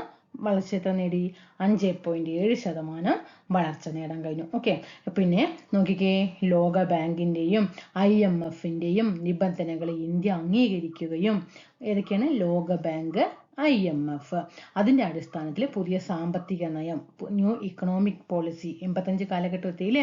അപ്പോൾ 1990 കാലഘട്ടത്തിലാണ് ന്യൂ ഇക്കണോമിക് പോളിസി ഒക്കെ വരുന്നത് അല്ലേ, പ്രഖ്യാപിക്കുകയും ചെയ്തു. വലിയ തലത്തിലുള്ള സാമ്പത്തിക പരിഷ്കാരങ്ങളാണ് പുത്തൻ സാമ്പത്തിക നയത്തിൽ ഉൾക്കൊള്ളിച്ചിരുന്നത്. സമ്പദ് വ്യവസ്ഥയെ കൂടുതൽ മത്സരാധിഷ്ഠിതമാക്കുവാനും തടസ്സങ്ങളൊക്കെ നീക്കിയിട്ട് കൂടുതൽ വ്യാവസായിക വളർച്ച സൃഷ്ടിക്കാനുമായിട്ടാണ് പുതിയ സാമ്പത്തിക നയങ്ങൾ ലക്ഷ്യമിട്ടത്. ഇപ്പോൾ ഇത് ഞാൻ ഈ ആറാം പദ്ധതി പഠിക്കുന്ന സമയത്ത് എനിക്ക് ഭയങ്കര കൺഫ്യൂഷനാണ്. എന്താണ് എന്ത് ചെയ്യുന്നത്, ഇങ്ങനെ ഏതെങ്കിലും പദ്ധതികൾ ചോദിച്ചു കഴിഞ്ഞാൽ ഏത് പഞ്ചവത്സര പദ്ധതി കാലത്താണ്, IRDP ചോദിച്ച കൺഫ്യൂഷൻ വരും അല്ലേ. അപ്പം ഞാൻ എന്ത് ചെയ്യുന്നറിയോ, DWCRA, RLEGP, IRDP, NREP അല്ലേ, ഇതിലൊക്കെ എന്തുണ്ട്, ആറ് കണ്ടോ, ആറ് അങ്ങനെ ഉണ്ടല്ലോ. എന്നാലും ഒന്ന് മനസ്സിലാക്കി വെക്കണം കേട്ടോ. ചിലപ്പോൾ വേറെ ഏതെങ്കിലും ആറിന് വന്നിട്ട് അത് 6ാം പദ്ധതി നമുക്ക് എഴുതാൻ പറ്റില്ല. എന്നാലും DWCRA, RLEGP, IRDP, NREP, ആറിനില്ലേ, 6ാം പഞ്ചവത്സര പദ്ധതിയിലെ ആറ് കണ്ടോ, 6ാം പഞ്ചവത്സര പദ്ധതിക്കാലത്താണ് ഇതൊക്കെ എന്ത് ചെയ്തത്, നിലവിൽ വന്നത്. 7ാം പദ്ധതി 1985-90 കാലഘട്ടത്തിൽ വന്നു. വാർത്താവിനിമയ ഗതാഗത മേഖലകളില് വൻ പുരോഗതി. ഒക്കെ എന്താണ്, ഇന്ത്യക്ക് വാർത്താവിനിമയ ഗതാഗത മേഖലകളില് വൻ പുരോഗതി കൈവരിക്കാൻ സാധിച്ച പഞ്ചവത്സര പദ്ധതി ഏതെന്ന് ചോദിച്ചാൽ അത് 7ാം പദ്ധതിയാണ്. 7ാം പദ്ധതിയാണ്. ഇതിൽ എന്ത് ചെയ്തു, നല്ല രീതിയിൽ പുരോഗതി കൈവരിക്കാൻ നമ്മുടെ പഞ്ചവത്സര പദ്ധതിക്ക് സാധിച്ചിട്ടുണ്ട്. ഓക്കെ. അതുപോലെ തൊഴിലവസരങ്ങൾ വർദ്ധിപ്പിക്കുക, ഭക്ഷ്യധാന്യങ്ങളുടെ ഉൽപാദനം വർധനവ് നടത്തുക, ആധുനികവൽക്കരണം, സ്വയം പര്യാപ്തത, സാമൂഹ്യ നീതി തുടങ്ങിയവയൊക്കെ എന്ത് ചെയ്തിട്ടുണ്ട്, ഈ പദ്ധതി പ്രാധാന്യം നൽകിയിട്ടുണ്ട്. അതുപോലെ ഒരു രാജ്യത്തിന്റെ സാമ്പത്തിക വളർച്ചയിൽ ഹ്യൂമൻ ക്യാപിറ്റൽ, അതായത് മനുഷ്യ മൂലധനത്തിന്റെ പങ്ക് തിരിച്ചറിഞ്ഞ പഞ്ചവത്സര പദ്ധതിയാണ് 7ാം പദ്ധതി. ഒരു രാജ്യത്തിന്റെ സാമ്പത്തിക വളർച്ചയിൽ മനുഷ്യ മൂലധനത്തിന്റെ ഹ്യൂമൻ ക്യാപിറ്റലിന്റെ പങ്ക് തിരിച്ചറിഞ്ഞ പഞ്ചവത്സര പദ്ധതിയാണ് 7ാം പഞ്ചവത്സര പദ്ധതി. നമ്മൾ പറഞ്ഞു വാർത്താവിനിമയത്തൊക്കെ നല്ല രീതിയിൽ പുരോഗതി ഉണ്ടായി പറഞ്ഞു അല്ലേ. ഈ വാർത്താവിനിമയ രംഗത്തെ പുരോഗതിക്ക് വേണ്ടിയിട്ട് നേതൃത്വം കൊടുത്ത പ്രധാനമന്ത്രി രാജീവ് ഗാന്ധിയുടെ സാങ്കേതിക ഉപദേഷ്ടാവാണ് സാം പിത്രോഡ. ആരാണ് സാം പിത്രോഡ എന്ന് പറയുന്നത്? നമ്മുടെ ഈ വാർത്താവിനിമയ രംഗത്തെ പുരോഗതിക്ക് വേണ്ടിയിട്ട് നേതൃത്വം കൊടുത്ത പ്രധാനമന്ത്രിയാണ് രാജീവ് ഗാന്ധി. അദ്ദേഹത്തിന്റെ സാങ്കേതിക ഉപദേഷ്ടാവാണ് സാം പിത്രോഡ. പിന്നെ ആ സമയത്ത് തന്നെയാണ് എന്ത് പറഞ്ഞു വരുന്നത്, വാർഷിക പദ്ധതി വരുന്നത്. 1900 അത് കഴിഞ്ഞതും 1990-92 കാലത്ത് വാർഷിക പദ്ധതി നിലവിൽ വന്നു. വാർഷിക പദ്ധതി എന്താണ്, നമ്മുടെ കേന്ദ്രത്തില് രാഷ്ട്രീയ അനിശ്ചിതത്വം നടക്കുകയായിരുന്നു കേട്ടോ. അതുകൊണ്ടാണ് 85-90 കഴിഞ്ഞതും 90 തന്നെ എന്ത് ചെയ്തില്ല, 8ാമത്തെ പഞ്ചവത്സര പദ്ധതി സ്റ്റാർട്ട് ചെയ്തില്ല. വാർഷിക പദ്ധതിയാണ് അവിടെ കൊണ്ടുവന്നത് 90-92 കാലത്തിൽ. എന്തുകൊണ്ടാണ് വാർഷിക പദ്ധതി വന്നത് എന്ന് ചോദിച്ചാൽ എന്താണ്, നമ്മുടെ കേന്ദ്രത്തില് രാഷ്ട്രീയ അനിശ്ചിതത്വം കാരണമാണ് 1990-92 കാലത്ത് എന്ത് ചെയ്തത്, വാർഷിക പദ്ധതി നടപ്പിലാക്കിയത്. ഇനി എന്താണ് ഇറക്കുമതി ബദൽ എന്ന് പറയുന്നത്? ഇതൊക്കെ ഹയർ സെക്കൻഡറി ഏരിയ ആണ് കേട്ടോ. ഈ ഇറക്കുമതി ബദലൊക്കെ വരുന്നത് ഹയർ സെക്കൻഡറി ഏരിയ ആണ്. തദ്ദേശീയ വിഭവങ്ങളെ എന്ത് ചെയ്യണം, ഉപയോഗിക്കണം. അതായത് ഇന്ത്യയിൽ ഉൽപ്പാദിപ്പിച്ചത് തന്നെ ഉപയോഗിക്കുക എന്ന വ്യാപാര തന്ത്രമായിരുന്നു എന്ത് ചെയ്തിട്ടുണ്ടായിരുന്നത്, ആദ്യത്തെ 7 പഞ്ചവത്സര പദ്ധതി വരെയും ചെയ്തിട്ടുണ്ടായിരുന്നത്. ഓക്കെ, എന്താണ്, ആദ്യത്തെ 7 പഞ്ചവത്സര പദ്ധതി വരെയും എങ്ങനെയാണ് കൈക്കൊണ്ടിട്ടുണ്ടായിരുന്നത്, നിലപാട് കൈക്കൊണ്ടിട്ടുണ്ടായിരുന്നത്, തദ്ദേശീയമായിട്ടുള്ള വിഭവങ്ങളെ ഉപയോഗിക്കുക എന്ന വ്യാപാര തന്ത്രമാണ് ആദ്യത്തെ 7 പഞ്ചവത്സര പദ്ധതികളുടെ സവിശേഷത. സാങ്കേതികമായിട്ട് ഈ തന്ത്രത്തെയാണ് എന്ത് പറയുന്നത്, ഇറക്കുമതി ബദൽ. അതായത് ഇറക്കുമതിക്ക് ബദലായിട്ട്, അങ്ങനെ കണ്ടാൽ മതി. ഇറക്കുമതിക്ക് നമ്മൾ മറ്റു രാജ്യങ്ങളിൽ നിന്ന് ഇറക്കുമതി ചെയ്യേണ്ട, അതിൽ നിന്ന് ബദലായിട്ട് എന്ത് ചെയ്യുക, തദ്ദേശീയമായിട്ടുള്ള ഉൽപ്പന്നങ്ങൾ തന്നെ ഉപയോഗിക്കുക. അതാണ് ഏത് പഞ്ചവത്സര പദ്ധതി വരെ ചെയ്തത്, 7 പഞ്ചവത്സര പദ്ധതി വരെയും ചെയ്തത്. ഇതിനെയാണ് ഇറക്കുമതി ബദൽ വ്യാപാര നയം, ട്രേഡ് പോളിസിയിലെ ഇമ്പോർട്ടന്റ് സബ്സ്റ്റിറ്റ്യൂഷൻ. നോക്കിക്കേ, നാം സ്വീകരിച്ച വ്യവസായ നയം വ്യാപാര നയവുമായി അടുത്ത ബന്ധമുള്ളതായിരുന്നു. തദ്ദേശീയ വിഭവങ്ങളെ ഉപയോഗിക്കുക എന്ന വ്യാപാര തന്ത്രമായിരുന്നു ആദ്യത്തെ 7 പഞ്ചവത്സര പദ്ധതികളുടെ സവിശേഷത. സാങ്കേതികമായിട്ട് ഈ തന്ത്രം ഇറക്കുമതി ബദൽ എന്ന് അറിയപ്പെടുന്നു. 7ാമത്തെ പദ്ധതി പഠിച്ചല്ലോ. എന്താണ് സംരക്ഷണം എന്നതുകൊണ്ട് ഈ പഞ്ചവത്സര പദ്ധതിയിൽ ലക്ഷ്യം നോക്കാം. നമ്മുടെ ഈ സംരക്ഷണം എന്ന് പറയുമ്പോൾ നമുക്ക് വികസിത രാഷ്ട്രങ്ങളുണ്ട് അല്ലെ, അമേരിക്ക, ഇംഗ്ലണ്ട് തുടങ്ങിയ വികസിത രാഷ്ട്രങ്ങളുണ്ട്. അവിടെ ഉൽപ്പാദിപ്പിക്കുന്ന വസ്തുക്കളായിട്ട് നമ്മുടെ രാജ്യം ഒരു വികസ്വര രാഷ്ട്രമാണ് അല്ലെ. അങ്ങനെ അവിടെ വികസിത രാഷ്ട്രങ്ങളിൽ ഉൽപ്പാദിപ്പിക്കുന്ന വസ്തുക്കളുമായിട്ട് നമ്മളെ പോലുള്ള വികസ്വര രാഷ്ട്രങ്ങളിലെ വ്യവസായങ്ങൾക്ക് എന്താണ്, മത്സരക്ഷമത കുറവായിരിക്കും അല്ലെ. അവരൊപ്പം മല്ലിട്ട് നിൽക്കാൻ പറ്റുമോ, പറ്റില്ല അല്ലെ. മത്സരക്ഷമത കുറവായിരിക്കും. കുറവായിരിക്കും. അങ്ങനെ അത് മനസ്സിലാക്കും അല്ലേ, അത് നമ്മുടെ രാജ്യം മനസ്സിലാക്കുന്നുണ്ട്. അങ്ങനെ ആഭ്യന്തര ഉൽപാദന സേവനങ്ങളെ സംരക്ഷിക്കുന്നതിനായിട്ട് എടുക്കുന്ന നയങ്ങളും വിദേശ വ്യാപാര നിയന്ത്രണവും ഒക്കെ അറിയപ്പെടുന്നതാണ് എന്ത്, സംരക്ഷണം എന്ന് പറയുന്നത്. അങ്ങനെ പുത്തൻ സാമ്പത്തിക നയം ഉടലെടുക്കുകയാണ് ഉദാരവൽക്കരണം, സ്വകാര്യവൽക്കരണം, ആഗോളവൽക്കരണം. ഇനി എന്താണ് ഉദാരവൽക്കരണം, ലിബറലൈസേഷൻ? ഉദാരവൽക്കരണ നയങ്ങൾ 1980-കളിൽ തന്നെ ഇന്ത്യയിൽ ആരംഭിച്ചിട്ടുണ്ട്. ഇവ പ്രധാനമായും വ്യവസായത്തിന് അനുമതി നൽകുക, കയറ്റുമതി ഇറക്കുമതി നയങ്ങള്, സാങ്കേതിക വിദ്യ നവീകരണം, ധനനയം, വിദേശ നിക്ഷേപം തുടങ്ങിയ രംഗങ്ങളിലായിരുന്നു. ഉദാരവൽക്കരണം നടപ്പിലാക്കിയത് ഇത്രയും മേഖലകളിലാണ്. പക്ഷേ 1991 ആയപ്പോൾ തുടങ്ങിയ ഉദാരവൽക്കരണം എന്ത് ചെയ്തു, കൂടുതൽ മേഖലകളിലേക്ക് അങ്ങോട്ട് വ്യാപിപ്പിച്ചു. ഇതാണ് ഉദാരവൽക്കരണം. അങ്ങനെ 8ാം പഞ്ചവത്സര പദ്ധതി വന്നു 1992-97 കാലഘട്ടത്തിലാണ്. മാനവ വികസനം, പ്രീവിയസ് ക്വസ്റ്റ്യൻ ആണ് കേട്ടോ. 8ാം പദ്ധതി മാനവ വികസനം, ഹ്യൂമൻ ഡെവലപ്മെന്റ്, വ്യവസായങ്ങളുടെ ആധുനികവൽക്കരണത്തിനൊക്കെ പ്രാധാന്യം കൊടുത്ത പദ്ധതിയാണ് 8ാം പദ്ധതി. അതുപോലെ PMRY പദ്ധതി നടപ്പിലാക്കിയത് 8ാമത്തെ പദ്ധതിയിലാണ് കേട്ടോ. പ്രധാനമന്ത്രി റോസ്ഗാർ യോജന, നമ്മൾ നേരത്തെ RR പറഞ്ഞതൊക്കെ ഇതിനാണ് 6ാമത്തെ പഞ്ചവത്സര പദ്ധതിയാണ്. പക്ഷെ പ്രധാനമന്ത്രി എന്ന് വരുമ്പോൾ അതെവിടെയാണ്, 8ാമത്തെ പഞ്ചവത്സര പദ്ധതിയിലാണ് കേട്ടോ. PMRY, പ്രധാനമന്ത്രി റോസ്ഗാർ യോജന. മൻമോഹൻ മോഡൽ എന്നറിയപ്പെടുന്നത് 8ാമത്തെ പഞ്ചവത്സര പദ്ധതിയാണ്. അതുപോലെ പ്രാഥമിക വിദ്യാഭ്യാസം, ശുദ്ധജല വിതരണം, കൂടുതൽ തൊഴിലവസരങ്ങൾ, ജനസംഖ്യാ നിയന്ത്രണം, ജനസംഖ്യാ നിയന്ത്രണം, ഇതിനൊക്കെ പ്രാധാന്യം കൊടുത്തതും 8ാമത്തെ പഞ്ചവത്സര പദ്ധതി കാലത്താണ്. അതുപോലെ നാഷണൽ സ്റ്റോക്ക് എക്സ്ചേഞ്ച് നിലവിൽ വന്നു കേട്ടോ. അതായത് നാഷണൽ സ്റ്റോക്ക് എക്സ്ചേഞ്ച് നിലവിൽ വന്നത് 1992 കാലഘട്ടത്തിൽ. പഞ്ചായത്ത് രാജ് സംവിധാനം 93 ഏപ്രിൽ 24 8ാം പഞ്ചവത്സര പദ്ധതി സമയത്ത്. വേൾഡ് ട്രേഡ് ഓർഗനൈസേഷൻ 1995 ജനുവരി 1 എത്ര ശതമാനം വിജയം നേടി, 6.8% എന്ത് ചെയ്തത്, വളർച്ച കൈവരിക്കാനായിട്ട് സാധിച്ചത്. മനസ്സിലായല്ലോ എന്തൊക്കെയാണ് 8ാമത്തെ പഞ്ചവത്സര പദ്ധതിയിൽ എന്തൊക്കെയാണ്? മാനവ വികസനം നടപ്പിലാക്കി.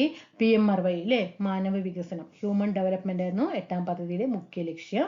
പ്രധാനമന്ത്രി റോസ്ഗാർ യോജന, അതുപോലെ മൻമോഹൻ മോഡൽ എന്നറിയപ്പെടുന്ന 8ാം പദ്ധതിയാണ്. പ്രാഥമിക വിദ്യാഭ്യാസം, ശുദ്ധജല വിതരണം, കൂടുതൽ തൊഴിലവസരങ്ങൾ, ജനസംഖ്യാ നിയന്ത്രണം കൊണ്ടുവന്നു. പിന്നെ national stock exchange, panchayat Raj സംവിധാനം കൊണ്ടുവന്നത്, വേൾഡ് ട്രേഡ് ഓർഗനൈസേഷൻ, ഇതൊക്കെ പ്രീവിയസ് ആയിട്ട് വേൾഡ് ട്രേഡ് ഓർഗനൈസേഷൻ നിലവിൽ വന്നൊക്കെ ചോദിച്ചിട്ടുണ്ട്. അതുപോലെ വളർച്ചാ നിരക്ക് 6.8%. അങ്ങനെ 9ാം പദ്ധതി വന്നു 1997-2002 കാലഘട്ടത്തില്. നമ്മുടെ സ്വാതന്ത്ര്യത്തിന്റെ 50ാം വാർഷികം ആഘോഷിക്കുന്ന സമയമായിരുന്നു. 50-9 കേട്ടോ, 50-9 മനസ്സിലായല്ലോ. സ്വാതന്ത്ര്യത്തിന്റെ 50ാം വാർഷികത്തിലാണ് 9ാം പദ്ധതി ആരംഭിച്ചത്. ദരിദ്രർക്ക് ഭവന നിർമ്മാണ സഹായം, അതുപോലെ കുട്ടികൾക്ക് പോഷകാഹാരം, ശുദ്ധജല വിതരണം ലഭ്യമാക്കുക, പ്രാഥമിക ആരോഗ്യ സൗകര്യം വർദ്ധിപ്പിക്കുക, പ്രൈമറി വിദ്യാഭ്യാസമൊക്കെ സാർവത്രികമാക്കുക. അങ്ങനെ ഗ്രാമങ്ങളെയൊക്കെ എന്താണ് നല്ല രീതിയിൽ പുരോഗതിയിലേക്ക് കൊണ്ടുവരാൻ വേണ്ടിയിട്ട് അടിസ്ഥാനത്തിൽ പ്രാധാന്യം നൽകിയ പദ്ധതിയാണ് ഇത് 9ാമത്തെ പഞ്ചവത്സര പദ്ധതി. അതുപോലെ കുടുംബശ്രീ നിലവിൽ വന്നത് 9ാം പദ്ധതി കാലത്താണ് കേട്ടോ. കുടുംബശ്രീ എപ്പോഴാണ് നിലവിൽ വന്നത്? 1998 മെയ് മാസം 17. പ്രീവിയസ് ക്വസ്റ്റ്യൻ ആണ് ചോദിച്ചിട്ടുണ്ട്. 1998 മെയ് മാസം 17 കുടുംബശ്രീ നിലവിൽ വന്നത്. അതുപോലെ ഗ്രാമീണ വികസനം, വികേന്ദ്രീകൃത ആസൂത്രണം, ഇതൊക്കെ കൊണ്ടുവന്നതും 9ാമത്തെ പഞ്ചവത്സര പദ്ധതി കാലത്താണ്. മനസ്സിലാവുന്നുണ്ടല്ലോ. അതുപോലെ WCP എന്താണ്? നമ്മളുടെ ഇന്ത്യയിൽ ചോദിച്ച ക്വസ്റ്റ്യൻ ആണ് കേട്ടോ. ഇത് ഈ അടുത്ത് നടന്ന എക്സാമിൽ ചോദിച്ച ക്വസ്റ്റ്യൻ ആണ്. ഏതിലാണെന്ന് 2022 നടന്ന ഒരു എക്സാമിൽ ചോദിച്ച ക്വസ്റ്റ്യൻ എങ്ങനെയാണെന്നറിയോ? നമ്മുടെ ഇന്ത്യയിൽ ഏത് പഞ്ചവത്സര പദ്ധതിയിലാണ് സ്ത്രീ ഘടക പദ്ധതി അവതരിപ്പിച്ചത്? സ്ത്രീ ഘടക പദ്ധതി അവതരിപ്പിച്ചത് ഏത് പഞ്ചവത്സര പദ്ധതി കാലത്താണ്? 9ാം പഞ്ചവത്സര പദ്ധതിയാണ്.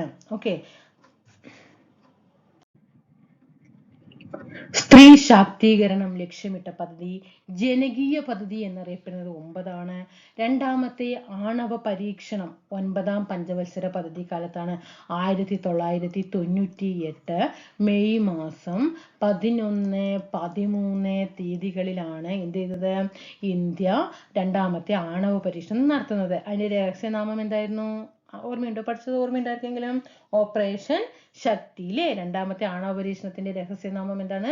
ഓപ്പറേഷൻ ശക്തി. 1998 മെയ് മാസം 11, 13 ആണവ പരീക്ഷണം നടന്നു. രണ്ടാമത്തെ 1998 മെയ് മാസം 17 തീയതി കുടുംബശ്രീ നിലവിൽ വന്നു. പഠിച്ചു. ഇനി വളർച്ചാ നിരക്ക് എത്രയായിരുന്നു? 5.4% വളർച്ച. പക്ഷെ ലക്ഷ്യം 6.5 ഒക്കെ ഉണ്ടായിരുന്നു. പക്ഷെ അത് നേരെ തിരിച്ചായില്ലേ? 5.4% വന്നു. അതുപോലെ SSA വന്നു. പ്രാഥമിക വിദ്യാഭ്യാസത്തിന്റെ നിലവാരം ഉയർത്താൻ വേണ്ടിയിട്ട് 2001 SSA സർവശിക്ഷ അഭിയാൻ പ്രാഥമിക വിദ്യാഭ്യാസത്തിന്റെ നിലവാരം ഉയർത്താൻ വേണ്ടിയിട്ടാണ് 2002 എന്ത് വന്നത്? 2001 കേട്ടോ, സോറി, 2001 സർവശിക്ഷ അഭിയാന് നിലവിൽ വന്നത്. അതുപോലെ ഭീകരവാദം തടയാൻ വേണ്ടിയിട്ടാണ് ഇന്ത്യൻ പാർലമെന്റ് പാസാക്കിയ നിയമമാണ് പോട്ട. 2002. പോട്ട എന്താണ് full form? Prevention of terrorism act. 2002 ചോദിച്ച ക്വസ്റ്റ്യൻ ആണ്. 2002 മാർച്ച് മാസം 28 തീയതിയാണ് എന്ത് വന്നത്?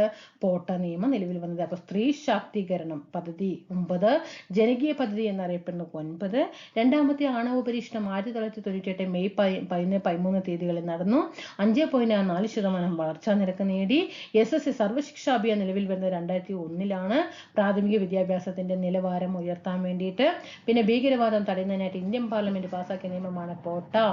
പ്രിവെൻഷൻ ഓഫ് ടെററിസം ആക്ട് നിലവിൽ വന്നത് 2002 മാർച്ച് മാസം 28. എല്ലാ പദ്ധതികളും കൂടിയിട്ട് ഒന്നായിട്ട് ഒരു ദിവസം തന്നെ 12 പദ്ധതികളും തീർക്കാൻ ഒരു ദിവസം കൊണ്ട് തന്നെ തീർക്കണം.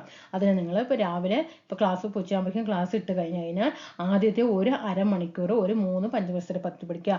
വീണ്ടും ഒരു 10 മിനിറ്റ് ഗ്യാപ്പ് വേറെ ഏതെങ്കിലും സബ്ജക്റ്റിനെ കുറിച്ച ശേഷം വീണ്ടും ആ ബാക്കി 3 പഞ്ചവത്സര പദ്ധതി, അങ്ങനെ ഒരു 3-4 ഇടവേളകളിലായിട്ട് പഞ്ചവത്സര പദ്ധതികൾ തീർക്കുക. ഇപ്പം ഇരുപ്പിൽ തന്നെ ഒന്ന് തുടങ്ങിയിട്ട് 12 പഞ്ചവത്സര പദ്ധതികളും തീർക്കണം പറ്റുന്ന നടക്കില്ല. ചോദ്യങ്ങൾ മാറി മാറി അങ്ങോട്ടും നമ്മുടെ ചോദ്യങ്ങൾ എന്താകും?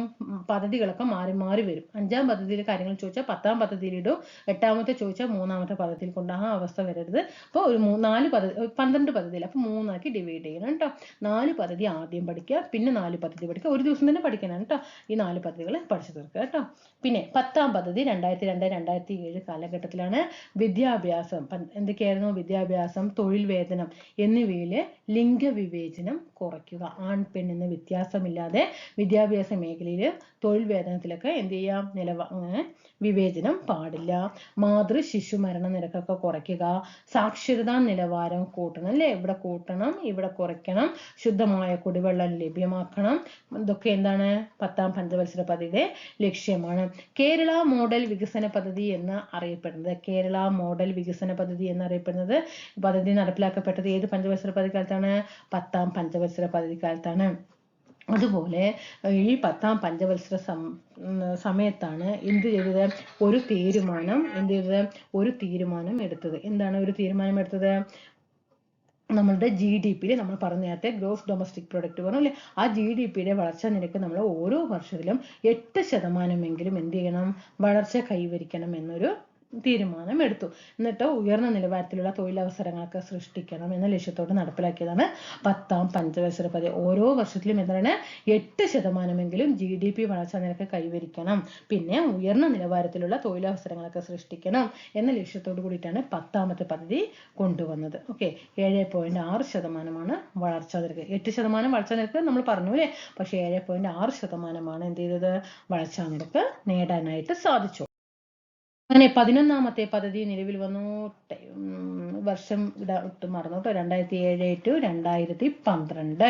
ഇൻക്ലൂസീവ് ഗ്രോത്ത് പ്രീവിയസ് ക്വസ്റ്റ്യൻ ആണ്. എല്ലാവരെയും ഉൾക്കൊള്ളിച്ചുകൊണ്ടുള്ള വളർച്ച.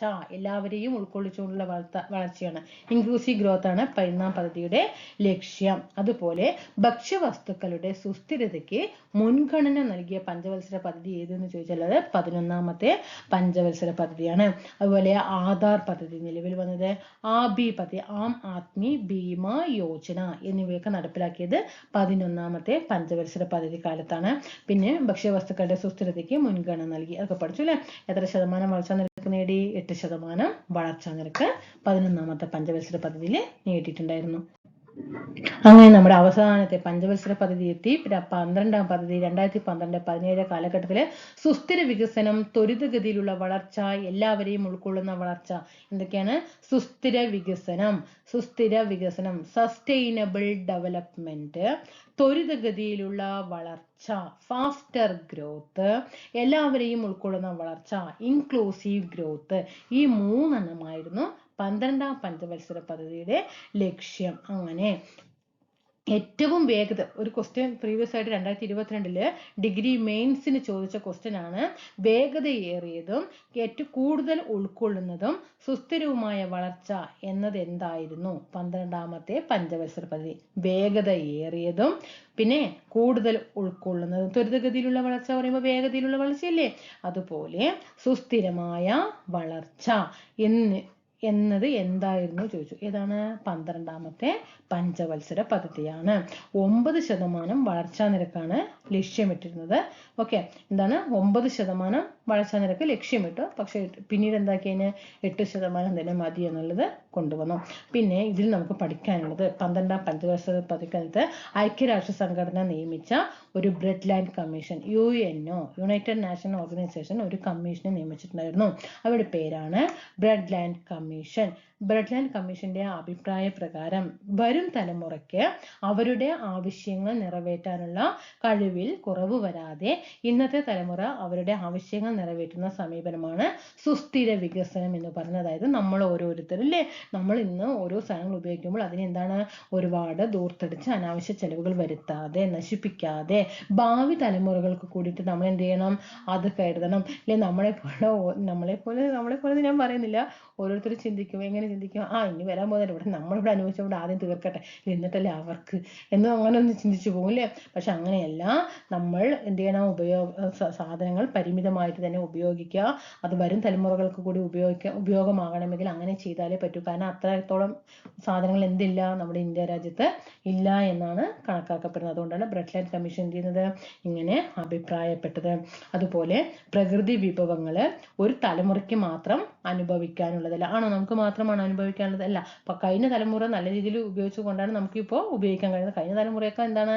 നല്ല രീതിയിൽ ഉപയോഗിച്ചു. അവർക്ക് നല്ല പ്രകൃതിനെ ഒരു വലിയ മോശമാക്കിയിട്ടല്ല പോയത് അല്ലേ? പക്ഷെ ഇപ്പോഴത്തെ തലമുറ എന്താണ്? നമ്മുടെ പ്രകൃതി വിഭവങ്ങളൊക്കെ നശിച്ചു അല്ലേ? ഒരുപാട് നമ്മൾ കെമിക്കലിന് അടിമയായിട്ട് ഇരിക്കുകയാണ് അല്ലേ? അപ്പോൾ പ്രകൃതി വിഭവങ്ങൾ ഒരു തലമുറയ്ക്ക് മാത്രം അനുഭവിക്കാനുള്ളതല്ല, വരും തലമുറയ്ക്ക് കൂടിയിട്ട് അവകാശപ്പെട്ടതാണ്. അതാണ് സുസ്ഥിര വികസനത്തിന്റെ കാതൽ എന്ന് പറയുന്നത്. ഈ സുസ്ഥിര വികസനത്തെ കുറിച്ച് പഠിക്കുന്നതിനായിട്ട് നിയമിച്ച കമ്മീഷൻ ആരാന്ന് ചോദിച്ചാലാണ് ബ്രെഡ് ലാൻഡ് കമ്മീഷൻ. ആരാണ്? Bread land commission. ചോദ്യം വരും സുസ്ഥിര വികസനത്തെ കുറിച്ച് പഠിക്കുന്നതിനായിട്ട്. ഇത് +2 ഏരിയയാണ് കേട്ടോ പഠിക്കുന്നത്. ഇനി നോക്കിക്കേ, എന്താണ് സുസ്ഥിര വികസനം എന്നതിന്റെ ഡെവലപ്മെന്റ്? നോക്കിക്കേ, പരിസ്ഥിതിയും സമ്പദ് വ്യവസ്ഥയും പരസ്പരം ആശ്രയിച്ചിരിക്കുന്നതും പരസ്പരം ആവശ്യമുള്ളതുമാണ്. പരിസ്ഥിതിയുടെ അനന്തരഫലങ്ങളെ അവഗണിച്ചുകൊണ്ടുള്ള വികസനം ജീവജാലങ്ങളെ പരിപോഷിപ്പിക്കുന്ന പരിസ്ഥിതിയുടെ നാശത്തിന് തന്നെ കാരണമാകും. അതുകൊണ്ട് തന്നെ നമുക്ക് വേണ്ടത് സുസ്ഥിര വികസനമാണ്. ഇന്നത്തെ തലമുറ ആനന്ദിക്കുന്ന ജീവിത ഗുണങ്ങളെങ്കിലും വരും തലമുറയ്ക്ക് അനുവദിക്കുന്ന വികസനമാണ് സുസ്ഥിര വികസനം. സുസ്ഥിര വികസനം എന്ന ആശയത്തിന് പ്രാമുഖ്യം കൊടുത്തത് ഐക്യരാഷ്ട്രസഭയുടെ പരിസ്ഥിതി വികസന സമ്മേളനമാണ്, UNCED, United nations conference on environment and development. ഭാവി തലമുറകൾക്ക് അവയുടെ ആവശ്യങ്ങൾ നിറവേറ്റാൻ ശേഷിക്കുന്ന വിഘാതമാകാത്ത തരത്തിൽ ഇന്നത്തെ തലമുറയുടെ ആവശ്യങ്ങൾ നിറവേറ്റുന്ന വികസനം എന്നതാണ് സുസ്ഥിര വികസനം നിർവചിച്ചിട്ടുള്ളത്. മനസ്സിലാവുന്നുണ്ടല്ലോ? ഇതാണ് സുസ്ഥിര വികസനം കൊണ്ട് ലക്ഷ്യമിടുന്നത്. ഇനി സുസ്ഥിര വികസനത്തിന് ഉണ്ടായിരിക്കേണ്ട 3 കാര്യങ്ങളുണ്ട്. സുസ്ഥിര വികസനത്തിന് ഉണ്ടായിരിക്കേണ്ട 3 കാര്യങ്ങൾ. 1, പാരിസ്ഥിതിക ലക്ഷ്യം. ഏതാണ്? 1, പാരിസ്ഥിതിക ലക്ഷ്യം. സുസ്ഥിര പരിസ്ഥിതി സംരക്ഷിക്കണം അല്ലേ? പിന്നെ സാമ്പത്തിക ലക്ഷ്യം. ശ്രദ്ധിക്കാൻ കേട്ടോ, ഹയർ സെക്കൻഡറി ഏരിയ ആണ്. പരിസ്ഥിതി ലക്ഷ്യം, സാമ്പത്തിക ലക്ഷ്യം, സാമൂഹിക ലക്ഷ്യം. ഓക്കെ, 3 ലക്ഷ്യങ്ങളാണ് കേട്ടോ സുസ്ഥിര വികസനത്തിന്റെ ലക്ഷ്യങ്ങൾ. സുസ്ഥിര വികസനത്തിന് ഉണ്ടായിരിക്കേണ്ട പ്രധാനപ്പെട്ട 3 ലക്ഷ്യങ്ങളാണ് പാരിസ്ഥിതിക ലക്ഷ്യം, സാമ്പത്തിക ലക്ഷ്യം, സാമൂഹിക ലക്ഷ്യം. ഓക്കെ, ഇത് ഒന്നാം പഞ്ചവത്സരം തൊട്ട് 12ാം പഞ്ചവത്സര പദ്ധതിയിലെ ഘട്ടം ഘട്ടമായിട്ടുള്ളതാണ്. എല്ലാം ഒന്ന് വായിച്ച് മനസ്സിലാക്കി വെക്കുക. വർഷങ്ങളൊക്കെ ഓരോന്ന് നോട്ട് ചെയ്ത് വെക്കണം. എപ്പോഴാണ് റോളിംഗ് പ്ലാനും പ്ലാൻ ഹോളിഡേ ഒക്കെ വരുന്നത്, ആ ഗ്യാപ്പ് ഒന്ന് വെച്ച് പഠിക്കണം കേട്ടോ. അപ്പോൾ തീർച്ചയായിട്ടും ക്ലാസ്സുകൾ ഇഷ്ടപ്പെടുകയാണെങ്കിൽ താഴെ സബ്സ്ക്രൈബ് ചെയ്ത് ഒന്ന് സപ്പോർട്ട് ചെയ്യണം കേട്ടോ. ലൈക്ക് ചെയ്യണേ. ആ സബ്സ്ക്രൈബ് ചെയ്യുന്ന സമയത്ത് ആ ബെൽ ബട്ടൺ കൂടി ഒന്ന് എനേബിൾ ചെയ്യണേ. ക്ലാസ് ഇടുമ്പോൾ നോട്ടിഫിക്കേഷൻ ലഭിക്കാനാണ്. ടെലിഗ്രാം ഗ്രൂപ്പിൽ അംഗമാവുക. കറണ്ട് അഫയേഴ്സ് സ്റ്റാർട്ട് ചെയ്യണം. കുറച്ച് 2-3 ദിവസം ഒത്തിരി തിരക്കുണ്ട്, അത് വേണ്ടത് സ്റ്റാർട്ട് ചെയ്യാന്ന് പറഞ്ഞിട്ടാണ്. നമുക്കൊരു 30 ക്വസ്റ്റ്യൻ എങ്കിലും എന്ത് ചെയ്യുക, ഒരു ഓഡിയോ ക്ലിപ്പ് വഴി നിങ്ങൾ ഡെയിലി ആ 30 ഒന്ന് കേട്ട് പഠിച്ചാൽ മതി കേട്ടോ. നമുക്ക് 2023 ജനുവരിയിൽ തുടങ്ങിയിട്ട് പഠിക്കാം. ഓക്കെ, ഒരു 30 ഉണ്ടെങ്കിലും ഡെയിലി പഠിച്ചു പോകാം. അപ്പോൾ തീർച്ചയായിട്ടും താഴെ അഭിപ്രായം പറയണം. ക്ലാസ്സുകൾ ഇഷ്ടമായി എങ്കിൽ തീർച്ചയായിട്ടും അഭിപ്രായം തെറ്റുകൾ എന്തെങ്കിലും ഉണ്ടെങ്കിൽ അത് ചൂണ്ടിക്കാണിക്കണം കേട്ടോ. അടുത്ത ക്ലാസ്സിൽ വീണ്ടും കാണാം. എല്ലാവർക്കും നന്ദി.